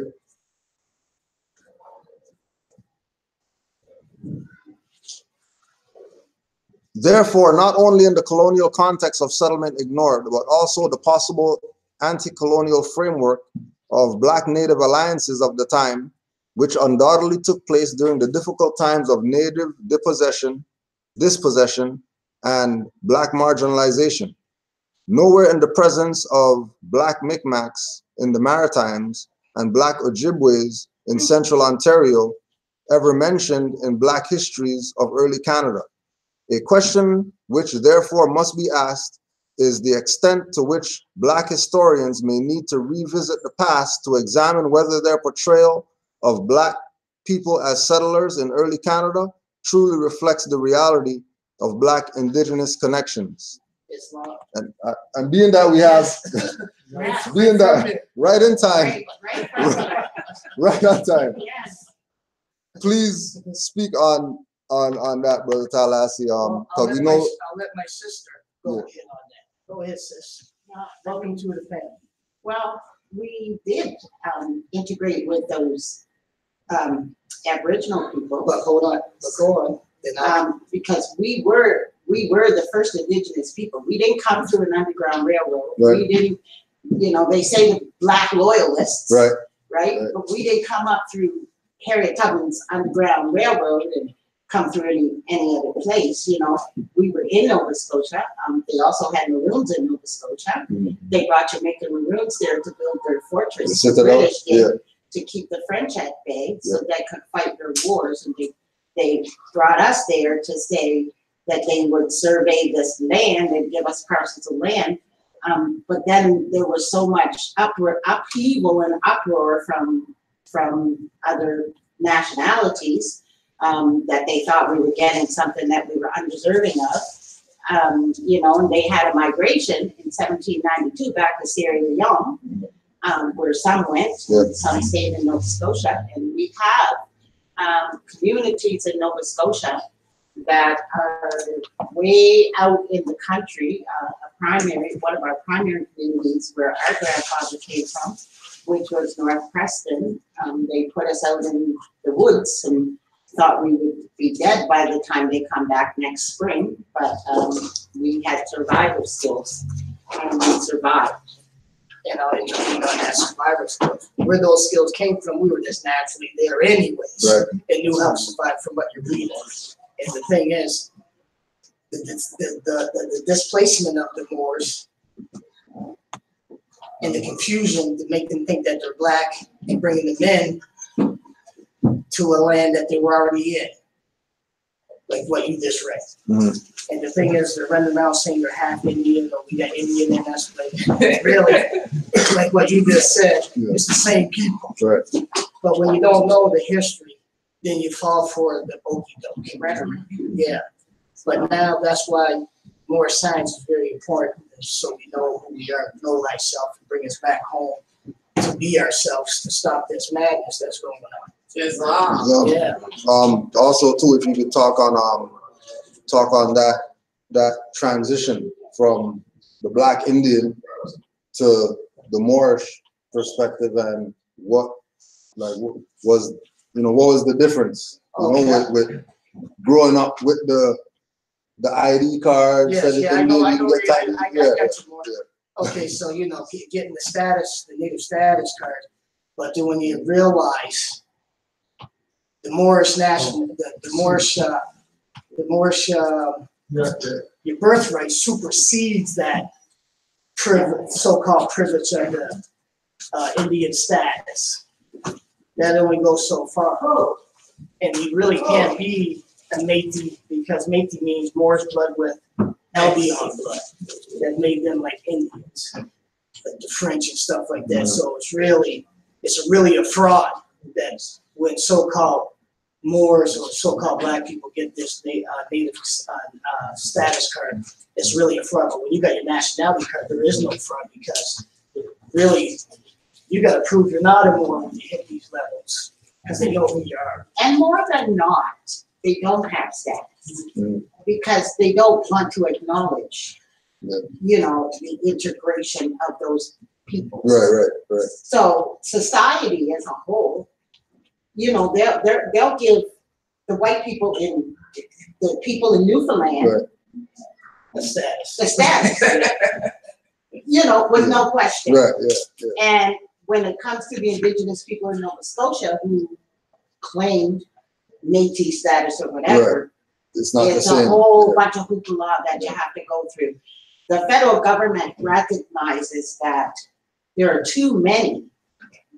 So if they give them status, then they're acknowledging the wrongs that they've done throughout history.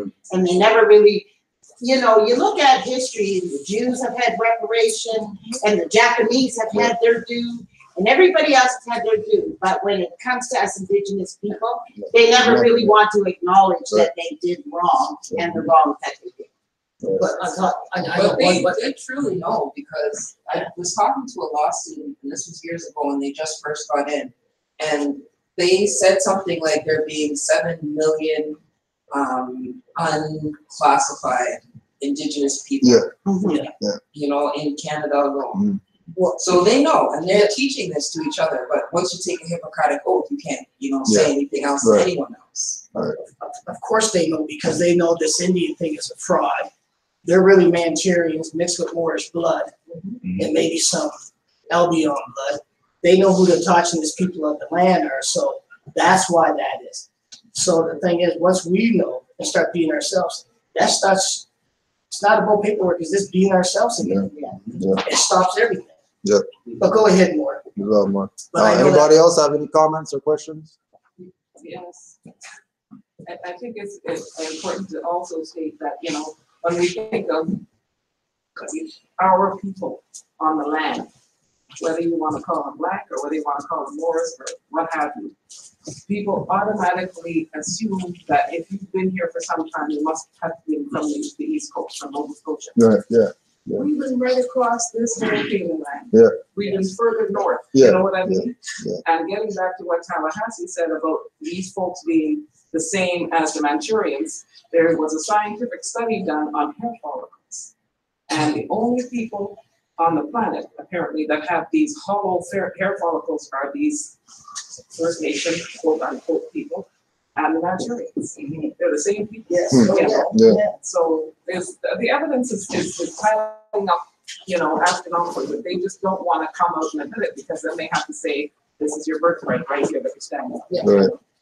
And the thing is with Moors, we gotta stop worrying about what they want us to do. We gotta do what we're supposed to do. What we're supposed to do. If they admit something or not. I was just talking to Brethren to come on the way here, and I was telling them that I watched the 41st president's funeral. And, him and he's been sharing knowledge with me for some time. Good knowledge, right? And I said to him, Brian Mulroney, the ex-prime minister of Canada, was one of the speakers at 41's funeral. And the way they had them lined up, Trump, the Obamas, Clintons, it was like the Knights of the Round Table. Succession, and I said, the language was different. Because when you get woke, you hear things different. And I was like, oh, well, this conversation, this language is for the upper echelons of society, so they think. But this is language that we know to be true. But they never speak it in those terms. But at that funeral, because it was, I was telling them, I was like, oh, it was a different language. That's what happens when you study. You start hearing things. So she said, you gotta take me to the temple. Okay, go ahead. Let's go.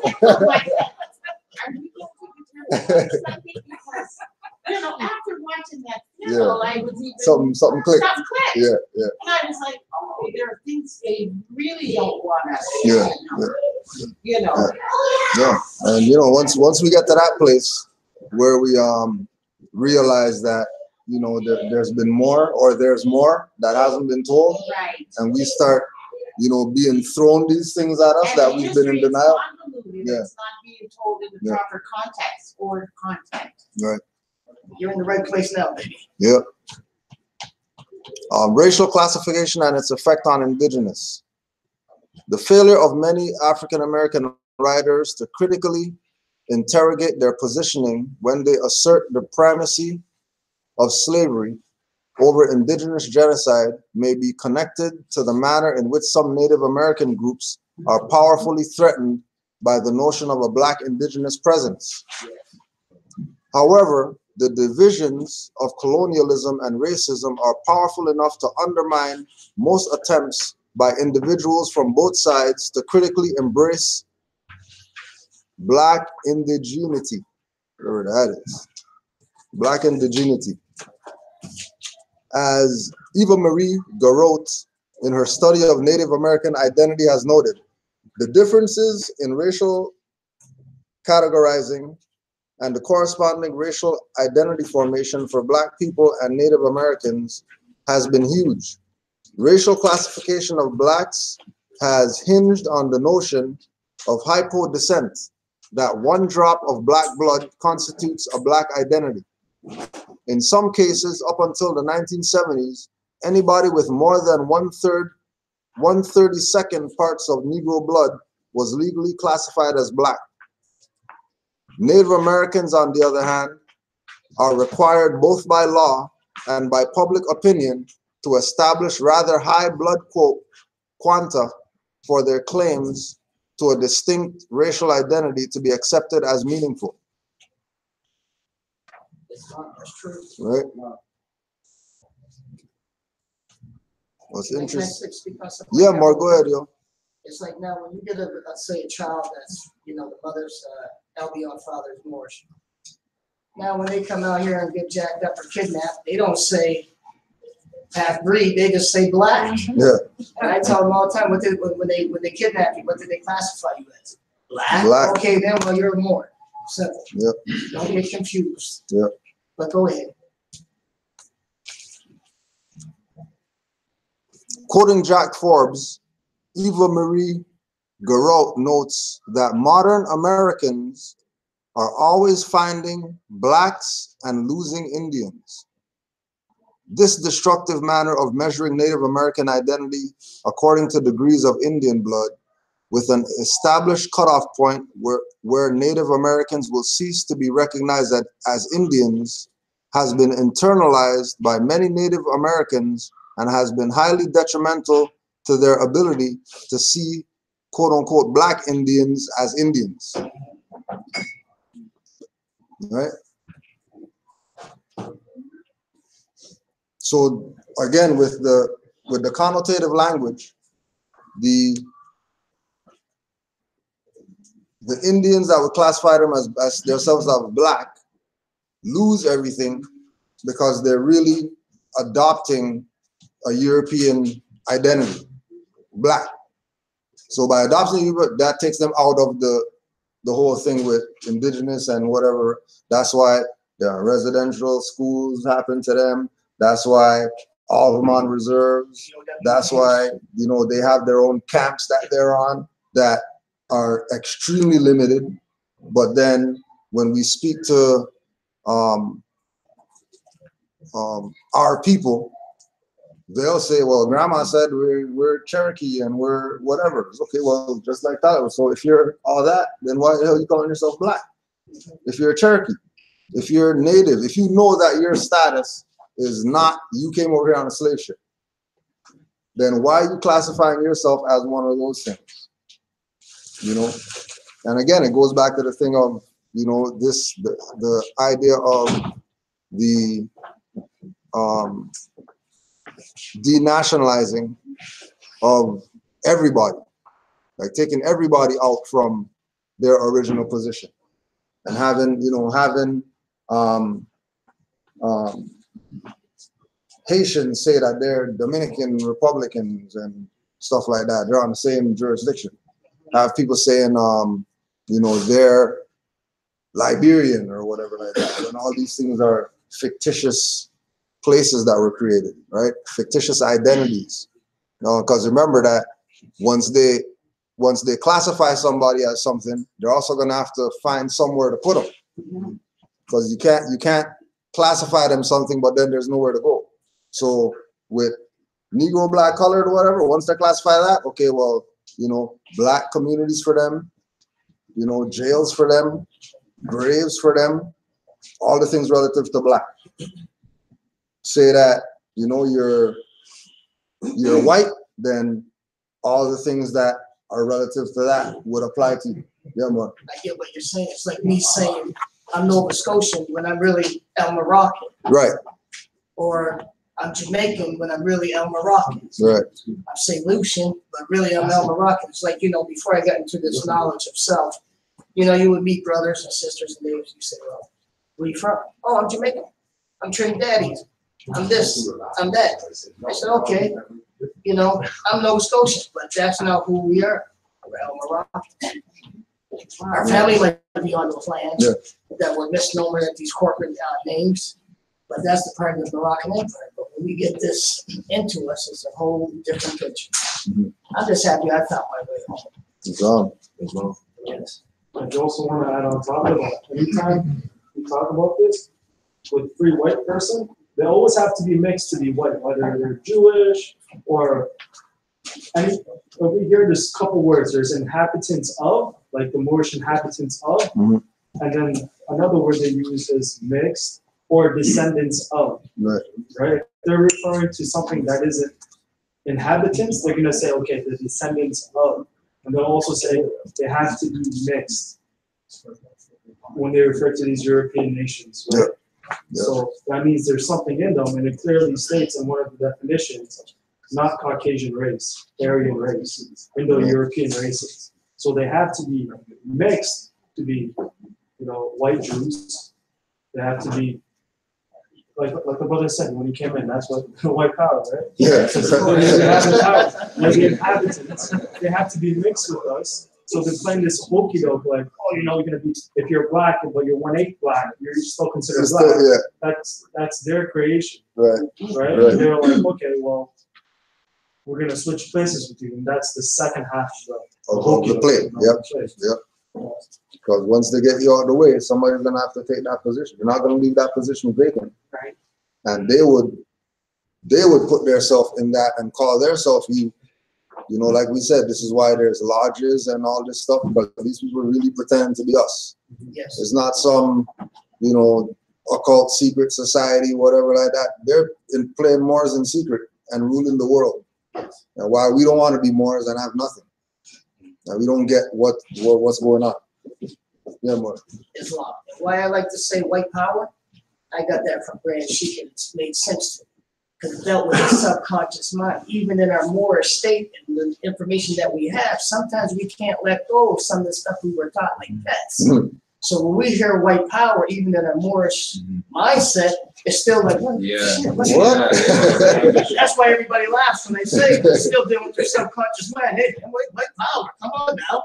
Even though we know what free white person means, it's still dealing with the subconscious mind. But when you really get that subconscious under control, then you're going to navigate with the energy where they don't even want to mess with you. I'm on the phone picking my sister up here, and there's two policy keeper security guards by her place. They're peeking over the railing down at the car wash, doing some surveillance or whatever they're doing. They see me and just turned their heads. They said, leave him alone. You know what I mean? Because, it's like, the energy, but go ahead, more. Islam. White power. White power. It has also been central to the struggles within the 5 tribes: the Cherokees, Creeks, Choctaws, Chickasaws, and Seminoles, who formerly held African slaves, about expelling those black freeman citizens who cannot prove their degree of Indian blood. This, however, is taking place on top of another legacy: the pervasiveness of anti-black racism within American society and its reproduction in many Southern Native communities. The reality is that in both the past and present, in Canada and the United States, Black people and Native people have been subjugated to different forms of racism and racial categorization by Europeans and their descendants in their interests of exploiting both people. This is most obvious with racial classification in the United States, but peculiarities of Canada's whites-only immigration system, its pervasive anti-Black racism, its Canadian, its Indian Act, and its constant erasure of Black presence, may wreak havoc on Black Native relations in different ways in the future. Right? And it goes back to that thing of, like you're talking about the psychology of with the Black whatever, or the white power. Yes.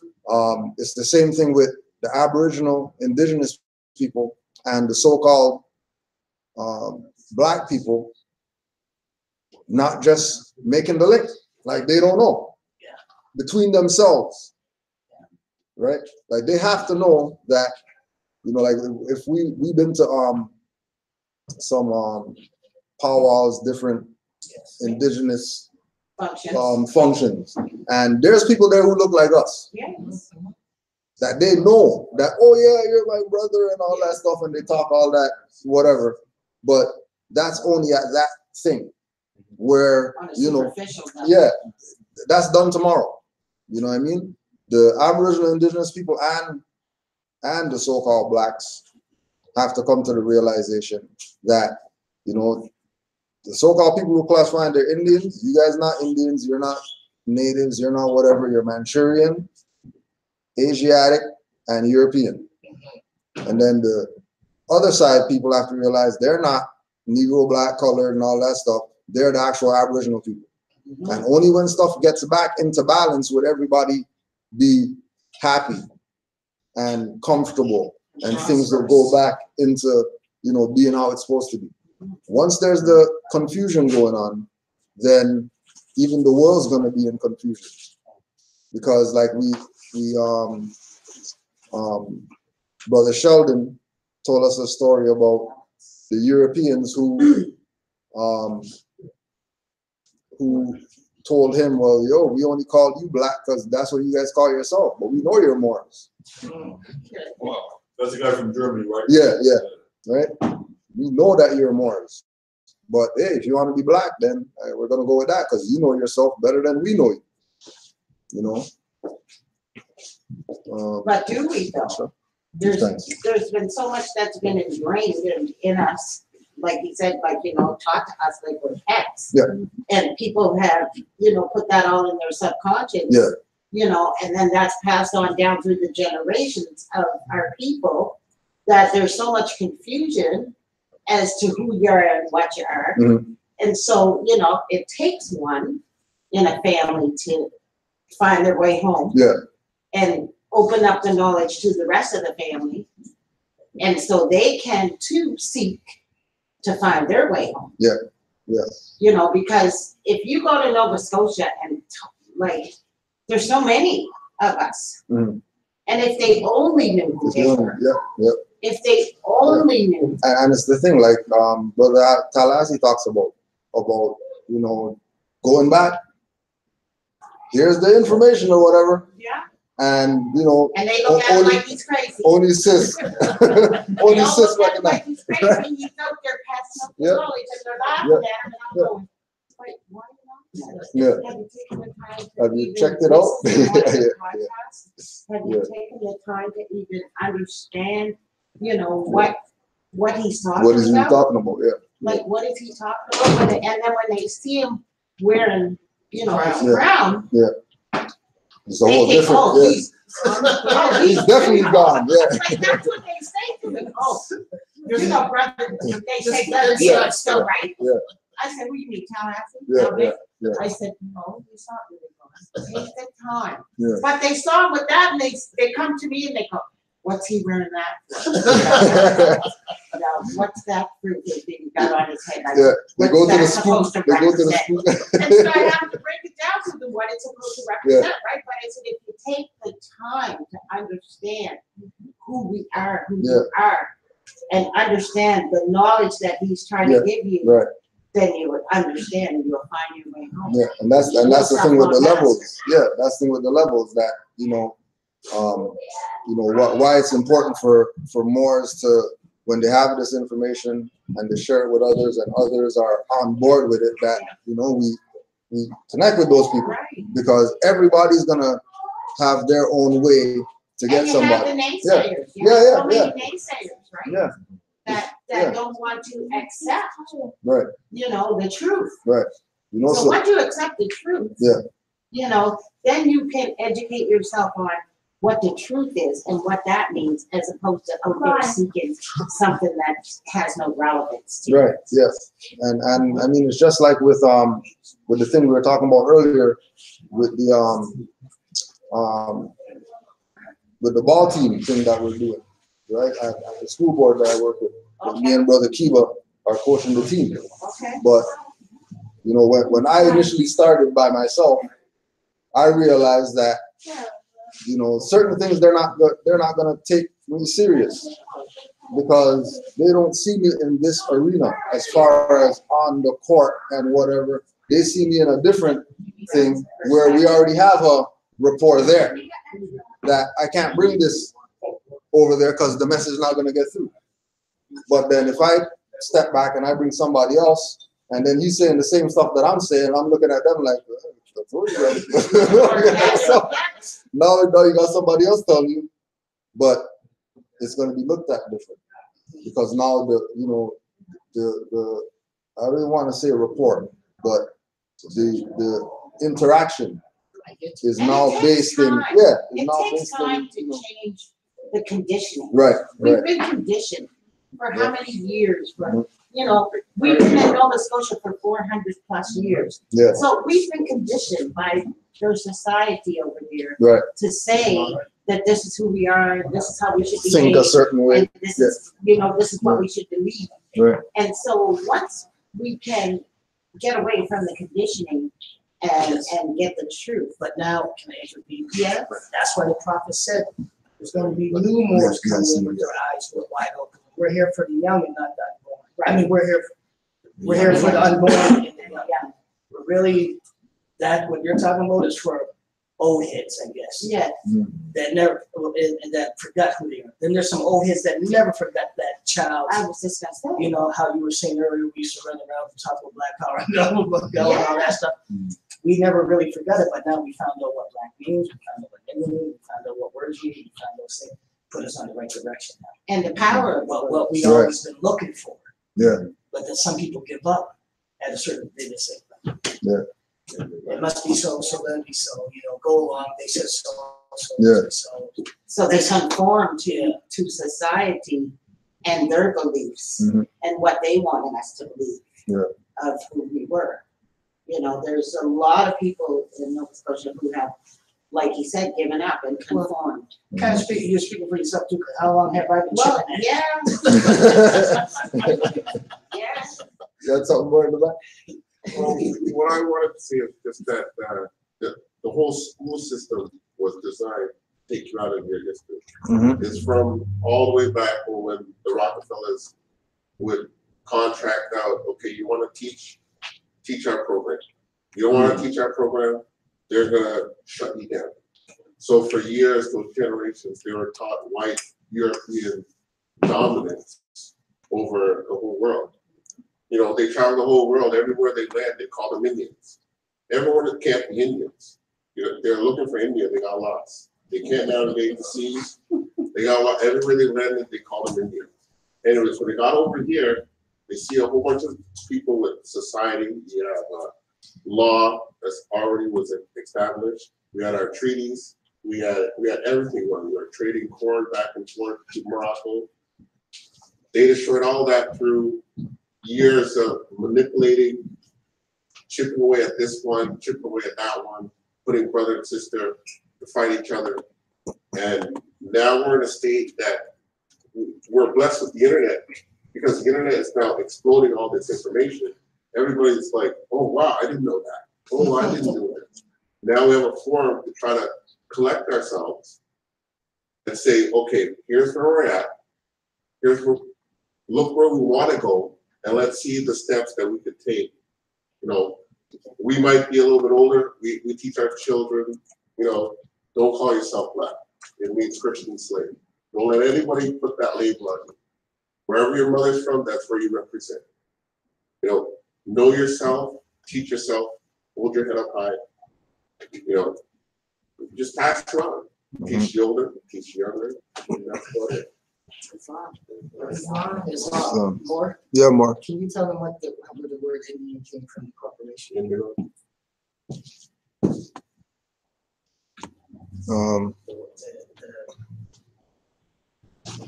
How India became India and how people became Indians with the corporation. Oh, with the British companies and stuff. So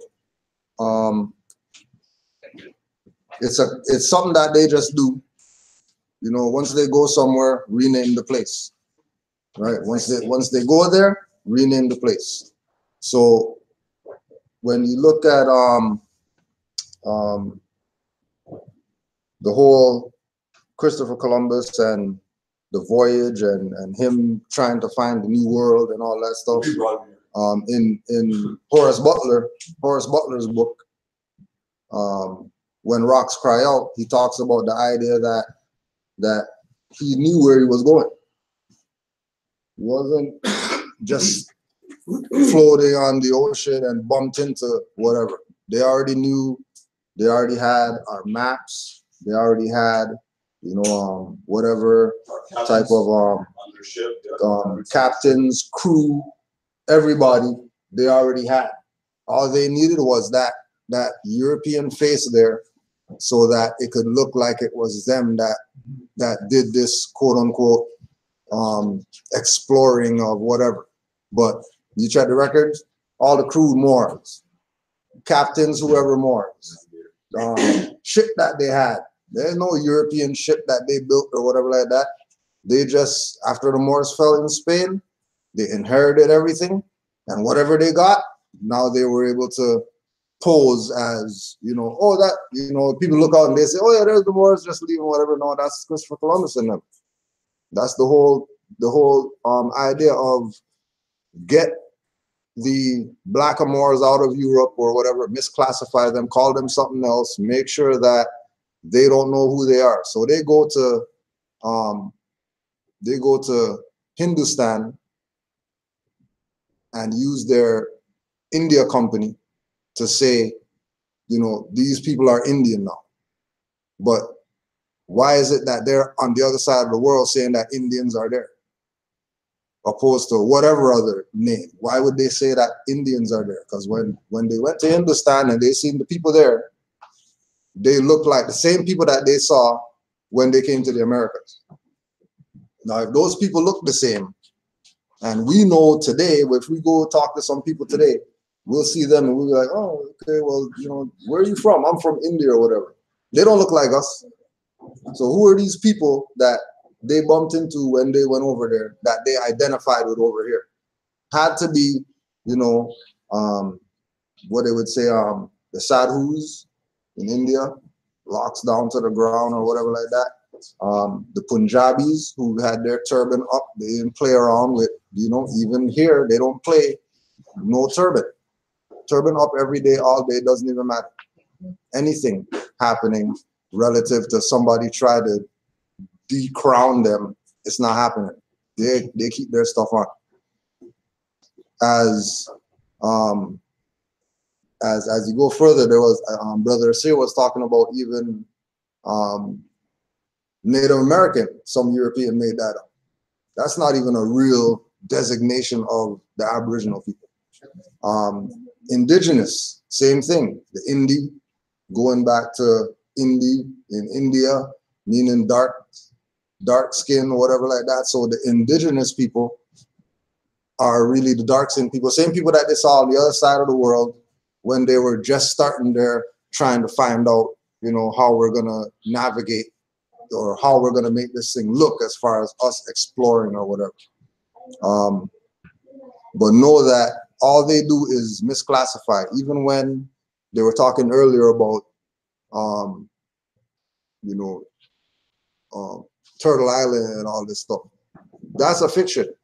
Because if this place is 2 continents and Atlantis, which would make it 3 continents, no way this is an island over here. And no way that if you put Atlantis there, that this looks like a turtle. If you don't put Atlantis, okay, you kind of have a turtle looking thing or whatever. You can maybe go there. But then if they bring Atlantis in, then again, that takes away that whole Indian, Aboriginal, Native, 5 civilized tribes, 6 nations, all that stuff is eliminated now because now Atlantis is in, which brings Egyptians over here, which definitely has nothing to do with these people over here that are claiming that they're Indians right now, because we already know that the Egyptians even look like us too. You know what I mean? All right.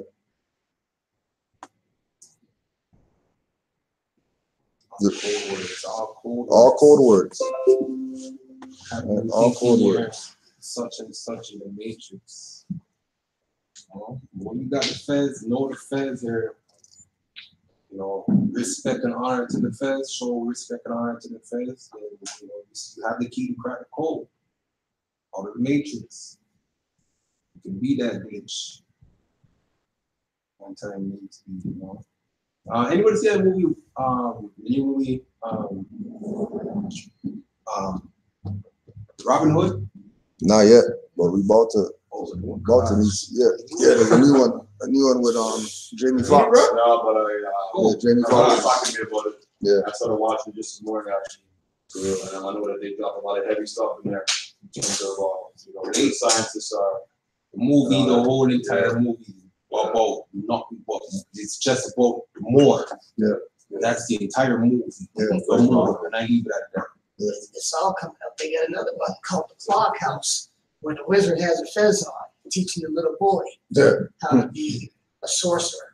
Right, a clock in the wall or something. Clock in the, Yeah. clock in the wall. Yeah. And the little boy. Oh You got a whole suitcase of dictionary filled with words, adjectives and nouns and stuff, and breaking the science. And I said, "Jeez, they're not playing They here letting them right know. now." And your boy got the fez on, the older dude. But anyways, let's get back. Yeah. It's interesting because all wizards, Yes. sorcerers, Yeah. always read books. Yeah, they always got Get their books. power from books. Always. And they had the, and he had the fez. Yeah. And then he starts throwing the The tassel, yeah. But the part was that really got me used to the little boy was got off the Straight. suitcase full of dictionary. Oh, is that the one with the guy from House of Rock? Yes. Yes. Jack. Jack. Oh yeah, Jack Black. Yeah, yeah. Jack Black, yeah. Jack Black's the man right now. Yeah. In Canada, Indigenous communities such as the Iroquois adopted runaways into their clans and their communities. There was an underground railway not generally taught about in schools run by the Iroquois, where renowned Tuscarora guides risked their lives at a time when Indigenous people could have been enslaved, killed, or dispossessed in their land for helping runaways. Once adopted in, runaways became Iroquois. They became bear, wolf, or turtle clan members, etc. Elders describe processes where the clan mothers would decide which clans needed more people, and they assigned runaways to the neediest. So Africans, both in Canada and the United States, did not live as whites or even as African settlers in these communities. They lived under the laws and social dictates of the indigenous nations into which they were adopted, right? So they bring them in to this idea that the indigenous people, right, the so-called black people, bring them into this thing that they're indigenous. But the reality is that, like Brother Talai said, those people are really, that's really them going back home. That's really going back to their true culture, because it's a fraud that they came over here on a slave ship. They got tricked into thinking that they came over here on some ship, right? The reason as to why blacks and indigenous people got along so well in this early phase of colonial expansion had to do with cultural similarities. Both peoples had a spiritual worldview, land-informed practices, and were held together by kinship structures which created relationships that allocated everyone a role in the community. These commonalities helped Africans and Native Americans to maintain good relations, but of course, there was also a common cause. The colonial project threatened the very existence of both black and indigenous peoples. With minor exceptions, African runaways were not enslaved in indigenous communities located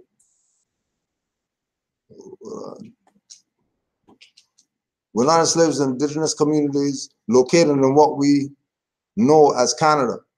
Indigenous communities looked to African newcomers as people who could inject new life, new blood, and new ideas into nations threatened with extinction by European disease and genocidal policies. Africans who spoke the languages of the settlers and knew their battle tactics were an asset to many communities defending themselves against or negotiating European aggression. Today, at the risk of generalizing, the struggle for an equitable distribution of resources within or among the nation states that form a part of anti-racist and diasporic struggles of Black people can be critiqued from indigenous points of view for internalizing colonial concepts of how people relate to land, resources, and wealth. There is no indigenous framework around which such struggles are carried out. Diasporic Black struggles, within some exceptions, do not tend to lament the loss of indigeneity and the trauma of being ripped away from the land that defines their very identities. From indigenous perspectives, the true horror of slavery was that it has created generations of deculturalized Africans, or we'll say denationalized Africans, denied knowledge of language, clan, family, and land base, denied even knowledge of who their nations are. Moreover, while many African diasporic peoples took up Christianity as a theology of liberation and racial uplift, there are tenets of Christianity that are profoundly anti-indigenous, which equate indigeneity, both North American and African, with savagery. Right? That's not to say that Harry the Moor didn't know of that railway, right? But and also the term Iroquois, like, that's not even to say that those are not Moors neither as well. You know? Yeah. That was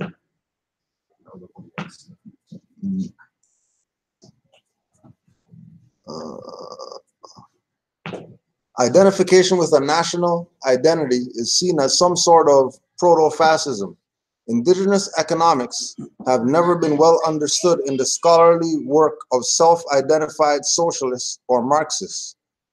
John Mohawk illustrates how indigenous activists and academics regard these philosophies. Let's say you have three people approach a tree. One a socialist materialist, one's a capitalist materialist, and one's a traditional native person. The capitalist materialist will explain to you that he has to cut the tree down because this is the best interest not only of himself, but also of society. That is the kind of destiny that by cutting the tree down, he will rationally distribute the materials from the tree and he'll do the most good for the people. A socialist person approaching the tree will also tell you cut the tree down because after cutting down the tree, you can distribute it equally to everybody and it's going to the most for the good of the world that way. But a native person looking at the tree will say that a tree in its unharmed original form has a value that's greater than anything the others are proposing. While this is an oversimplification, because we know that environmental concerns sometimes impact materialism and that indigenous people sometimes cut trees down, albeit for the purpose of subsisting, Mohawk's point is well taken. Indigenous academics and activists regard both capitalism and socialism as Eurocentric materialist ideologies. The majority of diasporic Black struggles are equally materialist. The civil rights movement in the United States focused on equal rights and opportunities. Today, the ultimate vision driving Black struggles in Canada is much the same. Black people want equity within the laws, economy, and institutions of the colonial settler state. Islam, and that is so true, and that's what's slowing us down as Yep. Lords too, because this is why they want to sell packages, even with the knowledge. Yep. You know, and so many other things. You know, come to this knowledge to, if we disbelieve ourselves, we will come to this, regardless. Yeah. Our inheritance. But we're going after the wrong reason, and that's why there's a struggle pulling these teeth. Another struggle is growing up in our environment, in the media and stuff. We always see, Albions in TV and political leaders and this and that. And so our people won't even believe anything that's coming from us unless it comes from their their idols. Well, we can tell them all they want, but if it's not coming from the Albions, they'll be like, well, it's not recognized. What do you mean it's not recognized? Right. Well, that's true. What did the prophet say? You will be called by the one few be chosen, but not in those words. There will only be so many. What do you say anymore? There will only be like one Count on the fingers. Yeah, fingers. Fingers left over. Yeah. But that, what I'm trying to get at, that's the child part that, you know, you don't forget. Let's say my mother said, do what they tell you to do, and I'm saying, Mom, I can't. You know, as much as I love you and stuff, but I can't. Something's telling me I can't.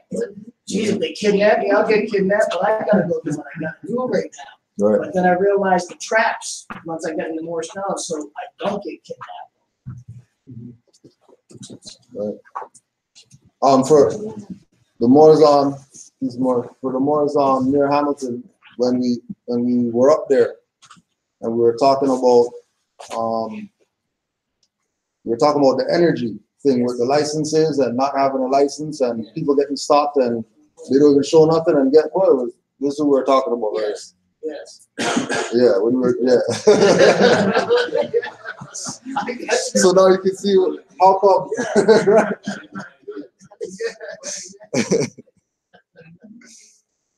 Right.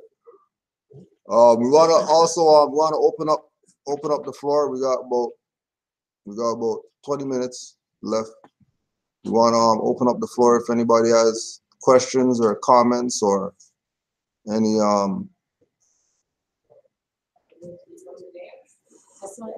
testimonials, whatever you got. You could put those out now. If anybody has questions, please bring them forth. You got something? Look like you got something. Look like something happened. Well, I wanted to share my experiences with everyone here, especially the mothers. I came in for a reason. Yes, you did, girl. So, I need to ask you a question before we start. Can I get a pen, please? Yes. Thank you. So I want to go over for everyone who's here the seven places that we need to be really well reflective. Mm-hmm. Yeah, I wanted to get the list before I start. Well, who was it talking to somebody about that? With regard to the 7 places, because we're in a completely corporate jurisdiction, there's probably going to be more than 7 that you're going to send to. So you don't want to limit it to, you know, because Canada's a corporation under the United States, so you're only going to send it to those guys because those are the bosses. You also might as well send it to, like we were saying, precinct or whatever, division nearby where you're at. Make sure they know, right? If you have any offspring in these institutions, let superintendent of the school board know. Let if you got, you know, children's aid or past children's aid issues or whatever, let them know. You know, on top of them, you're looking at equivalents of what the 7 for U.S. are. So whatever equivalent of president or CEO, equivalent of Secretary of State, equivalent of, well, there's probably no equivalent for any international jurisdictions, criminal court, whoever, international criminal court, whatever the attorney general equivalent, Minister of Public Safety. any of the ministers dealing with anything indigenous. So indigenous ministers dealing with indigenous affairs or whatever like that, you want to hit them up. Yeah, Prime Minister, Governor General,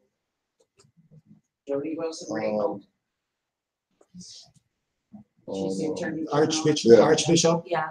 Archbishop, Provost Marshal, We can't find that information on RCMP. Who's that? the bishop. Or The how- elders. I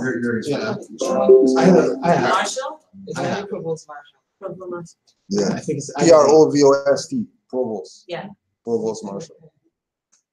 can't find it. We're looking online. I have it because I didn't get a return mail. Yeah, and again too, you know, it's a quote unquote proclamation, right? As we have our name correction paperwork, and we have judicial proclamation. The judicial proclamation is a notice, just a notice. It's not, doesn't have any law power or anything like that. You're just letting them know this is my position moving forward. So whenever you're dealing with me, you're dealing with me based on what's in this quote unquote notice, not your opinion, not how you feel today or whatever. You're dealing with me on the principles that I'm letting you know that you're supposed to look at me at. Just like, you know we're going to hold them to the obligation of Constitution and treaty and stuff like that. We're not going to talk to them about some acts that they pass. For them to use the acts, find their little loophole in the act to say, oh, well, no, we don't have to do anything that you say because you forgot about section, 1 point whatever written in invisible ink that is our act. You didn't put the light on it properly, so we got you. Always use their stuff. And then now we got law enforcement, oath of honor and all those stuff, and then you hold them to their obligations. That we know that you're obligated to these things. Whether they follow them or not, we're not even going there. Right? Rennie, you had something? I was just saying, in a sense too, it's like you're putting everybody on notice. Even my parents, or even them moving forward, right? You don't want them going out. So really, I want to see my dad or right. Right. Yeah. Yeah, he was asking questions. And it said it's a matter of fact, and you put it on notice. Yeah. Whether he wants to read it or not. That's up, just like that. They watch. No matter what we say to them, Hey, they're gonna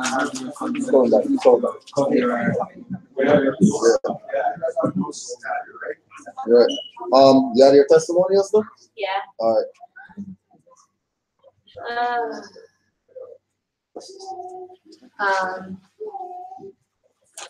I'll go first. But I have a question pertaining to the video on the WhatsApp afterwards.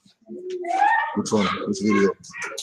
The one with the march and the Jamaica or whatever? The one before that. Just as in, like, did you watch it and did you find anything wrong being mentioned in that video? What was the content again? It was pertaining to she was breaking down tax for Cuba. And then you make the mention that she's dirty and stuff like that. Yeah. And I was saying that I don't know her, I don't know nothing about her. Yeah. Right? So I can't just take in what you're saying. Right. Yeah. So with regard to that, there was if you've been on YouTube recently, you see that the consular court people are putting up classes now. Classes? Yeah, they're putting up classes. Like they're in front of the board, writing stuff on the board. They're doing classes now, or whatever, right? The individual in question, with regard to that one video, she's somebody who they put up pictures of people who look like Sister Roz that are on the train reading, black magazines or whatever like that, saying that, oh, that's Roz reading stuff. Why are you guys following her? They did things like take the paperwork, the same paperwork we're talking about, judicial proclamation, name correction. You're saying that the sister was discrediting with Roz? Yeah. taking the paperwork off RV Bay, using that. And you saw the video for that? As far as what? The sister saying that. Oh yeah. It was a Facebook post. Yeah, it was a Facebook. No, well, I mean, all of them are in league, right? You know, all of them are in the same crew. You know, the thing that she knows what's up. Yeah, she's not ignorant of what's going on. But I wouldn't bundle them on up to that point because they're all in one crew, because everybody still has mind of their own, and everybody still kind of speaks their own way how they speak when they're talking topics. You know? But like, okay, so for example, with the tax per cube, I ain't finding her saying anything wrong. Yeah, she's not gonna be saying anything wrong because that ain't her info. She got put onto that info. She's just putting out, that's not her own studies, and she's putting out some stuff that she studied. She got put onto that. You know, as far as the tax per cube, right? We know that it's House of Ram students that put her onto that. But they're never going to give honor to who put them onto that because they don't like that individual. Speaking about Brother Hassan Ghaziel, right? For whatever reason, they don't like him. House of Ram, the lady don't. Yeah, right. For whatever it is that went down at House of Ram when they were there and everything was running smooth in the beginning, that's not the same thing now. Even when you go to House of Ram now, you see that the energy is totally not what it used to be. It's totally different. You could see that it's dark in there, dingy looking. It's not the same frequency as it was when you had everybody going there to go teach. Raz was going there to teach, Abdullah was going there to teach, Taj was going there to teach. Now they just got anybody up there. Now anybody's up there teaching, and the people who are up there teaching, we know from people who are in consular court that those people aren't qualified to even be teaching. So what's the purpose of them even doing that? Like we were talking about with the proclamation papers. They went around saying that, you know, we are now handling the proclamations for RV Bay publications. They never relayed that information, or they never spoke with RV Bay publications or Great Seal or anybody about that. So what has Ron Mariah say about all of that? Yeah, all that stuff's on the site. Because they don't make videos. Because they know that, you know, it's a lot more forceful to use the pen as the sword instead of draw your sword. So they take the position of, we're gonna write a writ, put it on the website. And that's the ritual for those people. Because it doesn't make sense to go make videos, talk about it, because then they're gonna make video and then they're going back and forth or whatever like that. And the mother's not even, they're not even in that world. They're not even going there. But when you have people who are going out saying, you know, we could use even the Moors out here, for example. You have Moors out here who they came up under this, right? There's Moors out here, we made them. They used to be right up in here with us. And then they leave, and then now they're the grand whoever, they're starting their own thing now. Now their name is Ali and all that type of stuff, and we're not the foundation anymore. We're still the foundation. And they should still be given honors. They shouldn't be oh, well, because we're doing our own thing now, the people who taught us don't matter. That's BS. And we know that they're playing games once they're going down that road of not giving honors to Temple 5. But at the same time, I don't see it in our, if that's the scenario, I don't see it in our position to call them outside of whatever title they're proclaimed as. You know, as you said, Rosemary, she puts the pen to the work. Yeah. You know, so let's just follow after the mothers. And oh no, but that's them. They put pen to the work. We make videos about people and expose their ass when they do fraudulent stuff. That's how, you know, because my position is treason is punishable by death. And we cannot go out there and lynch these people who's doing dirty to people. We cannot? We cannot. Of course we can. No, we can't, because then you got some highwayman to deal with. They don't even. They're gonna be there. Trust me. You put somebody on a tree out there, they're gonna deal with you. Especially if you're coming from this perspective of, you know, we're Moors and we could do whatever. Because if we do that to them, then that applies to anybody now. Highwayman, we could do that to, and they're not gonna let that happen to their highwayman. Moors putting them on trees out here.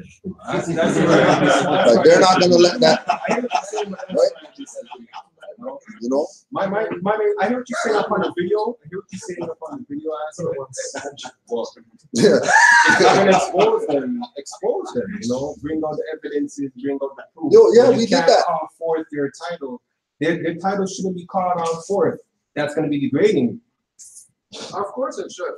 Yeah. If they're dirty. But there's no proof though. What do you mean? What more proof you need than somebody charge somebody 5,000 for some papers? You want more proof than that? But where's the papers to prove that though?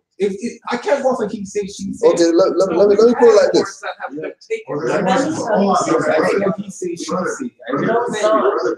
No, it's not, because my friend personally, this is why I'm here. My friend told me to come here because she was taken.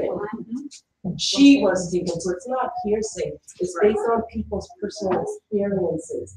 She's not in a position to be taken, but she was. It's not. And the people that did the taking had an opportunity to defend their actions, and they didn't do it. We did it by the book. We had a tribunal for them, and they didn't defend their actions because they knew they were guilty. They came after. I get that. I'm still speaking upon the lady, excuse me. Yeah. Right. I don't know her title, don't know who she is, but I'm saying from the video that I saw, it is very edifiable. Yeah, it's very okay. So it's just like this. It's just like this. Let me put it like this. Okay, let me put it like this. Let's just say, so we're talking about dirty people doing good stuff, right? So let's just say a pedophile, they start talking about, yeah, no neutrality, proclaim your nationality and all that stuff. You're going to be riding with the pedophile because he's talking good stuff? What? No. The thing is this. But there's no difference. There's things, right? There's no difference. There's things, positive things that can still come up from negative people doing messed up stuff. Excuse me, I said that wrong. There's positive things that can still come up. Yeah, there's positive things that can still come up from negative people doing messed up stuff. Right. That's all I'm saying. Okay, but now, because you took that positive thing from a negative individual, do you think your connection to them doesn't have any effect on you since you studied from them? Or would it have been more wise to find somebody who's not doing messed up stuff and get the same information from the right people? Absolutely. Absolutely. Which is the whole point of why we said, hey, those people are dirty. Watch yourself, watch who you study from or whatever. You guys can play around like, you know, eat the fish and spit out the bones and all that stuff, but there's guilty by association. That's actually something out there, right? There's, for example, there's Moors who, they go to the temple. If they tell a grand chief or whatever, hey, I'm a student of Kudro or whatever like that, they get kicked out the temple, bro. Wow. They got told, don't come back here. Because they know that we're coming from the RV Bay, Taj, Nature, Aleem. We're coming from the heavy hitters in this. We're not coming from the nobodies who never paid any dues in this. So they already know that as soon as there's a challenge relative to people doing right with this or people doing wrong with this, more likely it's going to be Kudro saying something. This is something now, right? And I know from people who link me directly that Yeah, you know what? Thanks for making that video about whatever, because I was just about to give that guy $2 grand. I was just about to go to that lady's class or whatever. I was just about to fill out the paper and I saw your video and it made me stop and think about some things. And when I went and checked, you're right. They're doing some BS over there. Okay, all right, fine, cool. They found it on their own. We're not saying don't go study from people. You know what I mean? We put that out there all the time. Who our teachers are, where their stuff is, you can go get. You know what I mean? And if you want, you can go study from them. If we don't mention those people, you're on your own with those people. Like we don't even. What's the difference between that and say what Barack Obama did writing the Indigenous human rights, but also in his presidency, his 8-year presidency, there was more Black people killed on the street than the 60s, 50s, and 70s all together, and he did more for the gay community than his own people in terms of rights and privileges and jobs and everything. Like, what's to determine that, you know, Obama's right to Indigenous people justifies, you know, using him as a source, but nothing else that he did is a source. And like, I sort of see that sometimes we have to take everything with a grain of salt and know how it fits in, because honestly, the whole society is filled with lies, and there's only one remedy. And so sometimes it's in a box of lies, and then you see a value in there, but you have to confirm it's fact, it's evidence. It's not hearsay. Let me ask you this: where are you getting those sources from? Because I'm telling you this: for Barack Obama to make it to where he was, as an image for us, that's probably more than what he could have done. If he would have done all the stuff that he should have done, I guarantee they would have put them out. Well, you know, so Barack Obama did come out and say live that for him being there, and all those stats that you're throwing out, where are you getting those stats from? Because the fact of the matter is, you see a black family there in that power, in that position. It's the actual image where he got to, what gives everybody else that inspiration to work more harder to get to where they have to go. Well, that's a slogan, hope. Right? It's not a slogan, it's that image. It's an image of hope. It It doesn't is necessarily mean it's reality. Yeah, but you gotta take it as he could do so much in where he is. He's got his family, he's got his girls. You're shaking your head, but what is he supposed to do? Are you willing to? No, I would die for my people. Okay, that way. Where would that get you though? As long as I leave a legacy behind, and each one Did he teach do one that? and build Did he on do that? No, That's he the did image. not. Because That's the like image. this gentleman said, a lot of the gay rights were I implemented. question those. One call. Hold on. Let her talk. Hold on. Let her finish her thought. You can go and research it for yourself.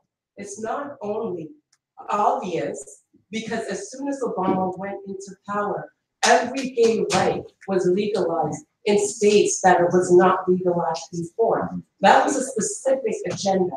Do your research. And like this gentleman said, so many of our people yell you, because I work in the community. I'm connected to people in political situations, and so many of our youth die. I work with mothers that they come home at night, they're afraid. The only reason that they can go to sleep is when they see their son here and the sleep walk in the door. Yes, so you can shake your head, but research it. Yeah, It is fact. because my daughter's dead. Went to the hospital, and they injected some mess into her. That And eugenics shit. Eugenics, exactly. So On more don't than come one and tell me level. who I would die for, okay? You have your spot. That's not what I'm saying. I'm questioning about the sources that you're getting your stats from. Okay, this is not personal. Islam, can I stand? Go ahead, Mark. Barack, at least he brought the indigenous charters to the native people, and he was talking about the Moors. I don't know about all this gay stuff and all that. We're getting way off track. But he did let people know the signal about who we are. He did put up the light. He came out live on air and said, no, black is no standing on law. Right, he put out the Moorish flag over here, you know. But now getting back to what you were saying about proof about these guys. Now, even before I found Cujo, and I'm looking all over the place trying to find Taj, or find somebody. They were trying to sell. There's more. And they were trying to sell me packages all the way from Detroit all over the place. I got all the way down to Washington. Then I met Pleasant Bay, you know, and got his book, and we were talking. Then I talked to one of his guys that's working, you know, trying to put things together with the nationality card and stuff. And then I kept on going. Then I seen this brother. I thought he was in Ottawa. He said, "Oh no, we're just down Falstaff here." I said, "Really?" You know what I mean? But there, I mean, if I was like, you know, if I didn't have a little bit of street knowledge, I probably would have said, "Yeah, brother, here, what you need? Here, you need $2 grand, $3 grand. Here, go ahead." And I would have been sitting there with, you know, twiddling my thumbs, waiting for where this comes from. Like, yeah, I don't need to where that comes from. Oh, pass the torch. Oh, okay. Here, man, take this. The conch. The conch lives. No, but really, they're over there. They're out there, and that's what I'm trying to say. You know, this is why we're having problems. Now, those Moors that went somewhere else to try to branch off from the tree and trying to work the family for some energy notes that's not even real. If we start being ourselves, we're the richest, wealthiest people. We could stop that right there, and then we got what we need to. But we're after this illusion.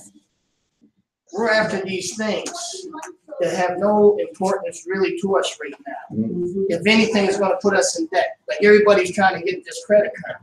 Like, you know, the new thing is like even hustlers I know now they got credit cards. Oh, I got it. I feel good now. I feel like I made it.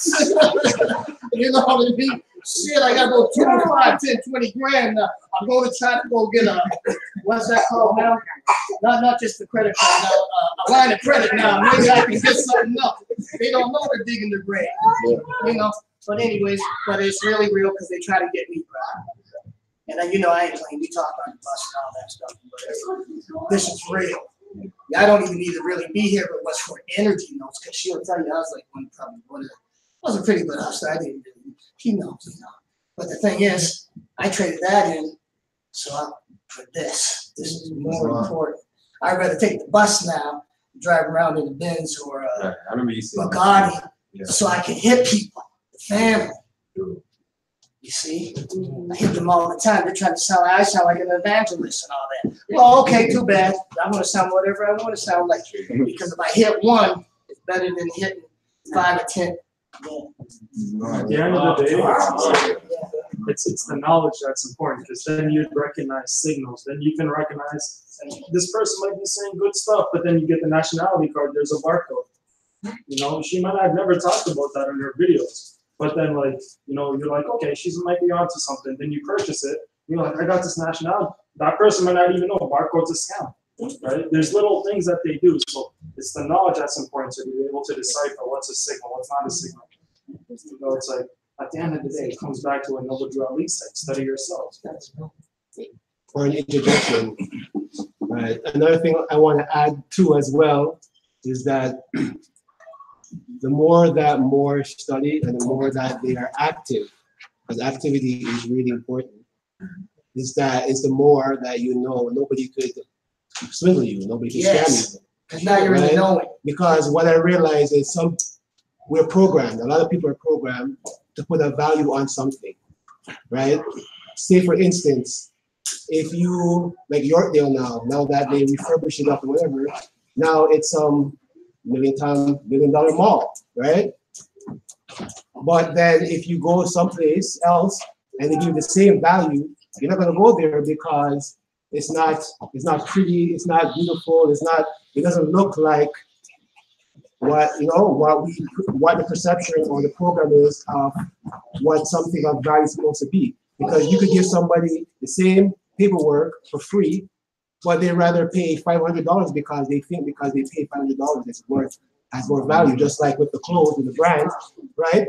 They'd rather buy the same T-shirt that has for $5, but they'd rather pay $100 because it has the brand on it, right? And they both wash out and they both wash up the same time period.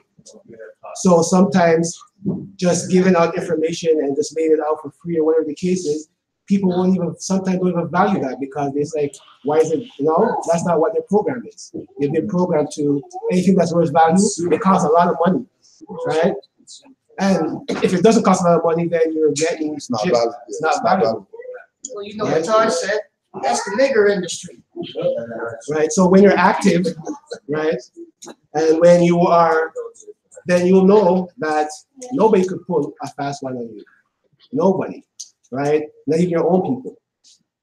Right? So, and that's only with knowing. It's only with having. Yeah, because if you study, right, you have the theory, but then you're not going to be an expert or you're not going to be if you don't know the practical parts. Right, so being very active is very important. Because for me, just recently, I'm going to Exianica and all I had was a health card. So basically, they told me I had to go get all this, buy the ticket first, get a letter from my people to say what's the emergency is, and all this other BS that I had to do before they even consider getting me a passport. Right? And this has been going on for 10 years because basically I got a letter, I got some information saying that because of family court that I won't be able to get my passport. But anyhow, since I came to science now, then yeah, I'm being active and now I challenge it. So basically, when I send all the information in with the citizenship pass certificate, actually they send it back because they say they didn't have a picture, but there's no more picture, it's just a certificate now, but whatever. And then after that, I call them, I send it back and I call them and like, ask them about the straw, like you guys get back my stuff, because I'm leaving within a week, I need my stuff, right? So I give them the straw, oh, we can't find the straw, I'm like, all right, then try the appellation. They try the appellation and they switch it to the appellation, right? But I had instructed them to do that because basically, I don't want to say why, but I mean, because agents be listening and alphabet boys be listening, so I don't want to put my business out like that, right? So then I call the passport, same thing. They switch it from the straw to the thing, which is fine with me because whatever, because the prophet said, do new business in your new name, right? But the whole point is that I haven't got a passport. I bought the ticket in my appellation anyway, so whether I have a passport or not, I'm going. Because nobody's gonna stop me from seeing my mom that is ill. Because these people are not gonna let me go to a funeral. Hell no. But anyways, so I had all intentions to travel, I have my right to travel anyway. So, but the fact is that I think the ancestors realized that even what you are trying to manifest, sometimes it's not really what is manifested. Sometimes it's even something more valuable that's manifested, right? And you just learn something that I didn't go and get a legal name change, right? I just put it in my writ. I just told them, right? I didn't tell them why I wanted it like that, but I mean, I told them this is what I wanted, right? Yes, they battled me or whatever the case is. They sent back the application, all this kind of crap. But at the end of the day, the ancestors, they knew what needed to be done, right? So at the end of the day, I'm going regardless. It's not. Right? More, can I say something? Hold on, You think it was the Go ahead, sis. I'll be quick. Do you think it was the ancestors or was it you were standing on your square? It's the ancestors. Okay, I think you were standing on your squares with the help of your yeah, of course, it helps to stand on your square, yes. Because just because certain things that are done doesn't mean that everybody could do the same process, because it just depends. Put it this way, yes. When you exercise, right? These people, what they do, they keep data. That's what they do, right? They're a data-based keeping society. Everything is on record. So trust me, they know who's exercising and who's not. Yes. Don't think that they don't know. Don't think because you got some problem now that you're just gonna start exercising and then you could treat them with some paperwork and some fancy whatever. They know because that's what they do. They keep that out. So even if it's just any tax, non-tax obligation, you realize that you have to put your name, your address, and the whatever information that they're asking for always. So, right, the key is more is being active, for every solution that we have is the activity, because your activity will make it easier for the next person. Right. It's important to know the Sorry, definition. I just wanted to be clear, you said they didn't give you, they did send the so-called, their de facto passport in your name, or they didn't? No, they didn't. They told me security reason why. They wouldn't tell me over the phone because of security reason or whatever. No, so you're still in the process of battling that part. Well, I wasn't really dependent on the passport. I just wanted it just because, my mom requested it just in case, elders, you know what I mean? They just want to make sure I'm good. I don't want to stress her out, right? So I was getting it, but whether they give it or not to me, I want to tell her, Mom, I tried. I see, right? I tried. So, but So that's what I was asking. So you're still waiting on that day to go to the plane. That day is still coming up? Yeah, it's coming up. All right. Next All week. right. So yeah, so you gotta put that on. Just bring the book with you. Just tell them, hey, you guys even know what passport is. Wow. Well, it's all about licenses, times of war, and Burberry power against the they Burberry know power. this. So Don't believe. He sent Don't them all believe. his documents anyway. Don't believe that these people don't know. We don't have to educate them. They know. Only people that don't know is our people. That's so true. Right? Only They ones know that are everything. blind. They Okay, just let me talk pretend now. like they don't know. It's true. What? Hold on, there's one more thing I want to add. The only thing that I really gave them when I requested for my appellation to be changed on their system, right, was I got mail. And mail is very important. So being active will get you mail in your appellation, right? I'll just pass it out.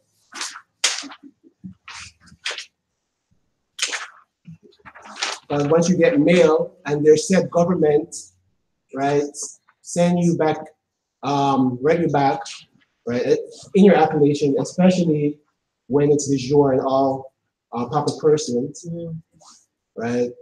But even if it's not, even if it's all cap, that still shows that your name's been corrected, right? And there's no denying that because that's their own system, right? So basically, that's pretty much all I really did was send them, and I sent them other information like the 101 questionnaire, and and our authority. But basically, Moors have to be active because activity trumps everything, no matter what it What does is. that mean? Are you gonna meet up with TSA before you leave or something? Well, pretty much, I already put them all on notice, but I already let them know I'm traveling on this day in my appellation. So, I mean, whatever goes down, It's goes down. It's gonna be what it is. But they're not stopping me because of some formality in their system. Right? So whatever happens, happens. So But you wanna tell them come up so we can do the prayer and stuff? We're about to close up. I also want to add another thing too. When it comes to activity, I just realized that Kudo, I was basically I got a phone with them on a plan. I used to be on years ago. But that happened, that's from another activity why that happened. But I realized, I told them that I wanted tax off.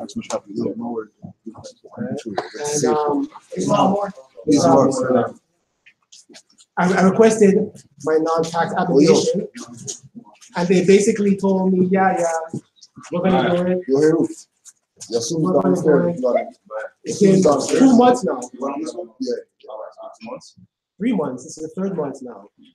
Right? So they said keep on saying check your account. I don't see no adjustment. But I didn't pay them. I said I'm not paying you guys until you guys adjust it because you guys are being dishonorable. You guys are playing games now because I keep on checking and I don't see nothing. So on Friday my phone got cut off. Right? And then I called them. I'm like, what's going on with the taxes? Like, you guys are supposed to be honorable. You guys are going to honor it. They're like, oh, well, sir, it's still being processed. Right? And then after you say pay. I'm like, well, how am I supposed to pay without it being adjusted? Well, they'll adjust it after. I'm like, no, it doesn't work like that because you guys are not honorable because it's been 3 months and it's still going on. So why should I trust you? Right. So he went on some long haul and he came back. I was like, okay, sir, we're gonna turn on your phone so I can go and make a payment. That was Friday. And my phone's still on. And my bills like over like 2 bills. Right. And I realized I probably have free data now because my data is supposed to be locked off at 2 and it's been at 1.2 gig. It's at 1.7 since Friday. And it hasn't moved. So I think I got some free data too. Well, like what I'm trying to say is you never know without activity. You won't know. Right? You have to put in the work. You have to put in, right? Even some more don't have cards. They don't have certain stuff. But it doesn't matter because a lot of stuff is done online. A lot of stuff is done through phone calls. You don't have to show them nothing. You just have to tell them the information. Right? So sometimes to avoid showing stuff, do it online, do it over the phone, and just tell them information. Now you're the fourth. Good enough. You're not wrong. We're gonna come interview you and upload you to YouTube. This lawnmowers, where's Durrell at? Durrell! He downstairs. Yeah. So once again, give thanks to everybody for being here. We're gonna be here Sundays, 12 o'clock next week. Next week, there's that forum, the Indigenous forum. 555 Dundas Street East, 4 p.m. Yeah, 555 Dundas Street East, 4 p.m. on December 16th. Register at organja.org, organja.org. Bridging the Gap Edutainment Forum on Land Sovereignty and Intellectual Property. And next week, Saturday, we want to do our first offspring walk. That's going to be, the first offspring walk is going to be over at it's Young and Davisville, Merchant and Young, which is 1 block south of Young and Davisville. We're meeting there for 11 o'clock. The walk will be approximately an hour to an hour and a half, 2 hours. On the side. This is Saturday? Saturday. Okay. So bring your offspring. It's the first inaugural winter solstice walk. In subsequent years, we will be doing other things. But this year, we'll have a walk from 11, let's say 2 o'clock or 11 and 1. So it'll be 11 a.m. We will be sending out an email to all those on the email list. Yep. And also, don't forget Juali Day, January 5th. We have Brother Sheldon lecturing, Al Moroccan performances, vendors, and of course 5 principals catering. There should be some flyers over there if you want to pick up some flyers, just so that we can get the word out.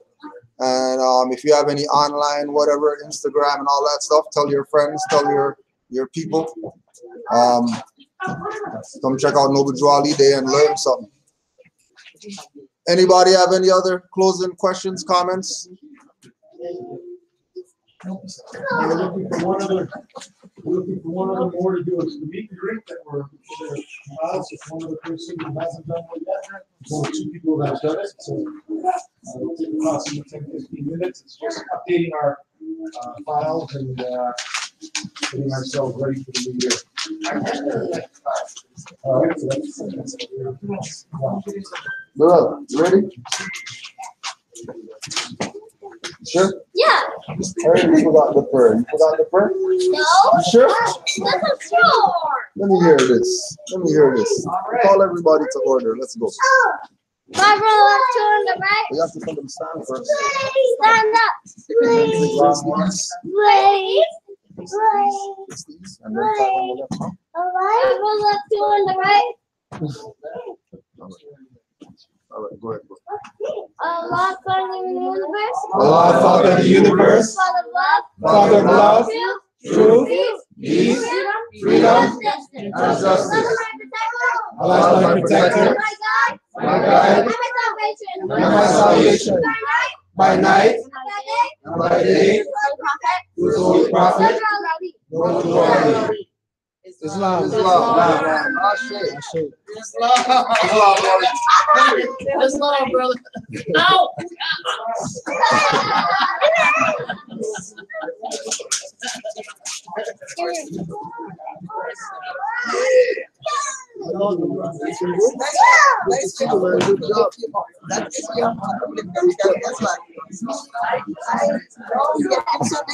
So you can't even do it? No, I would do it.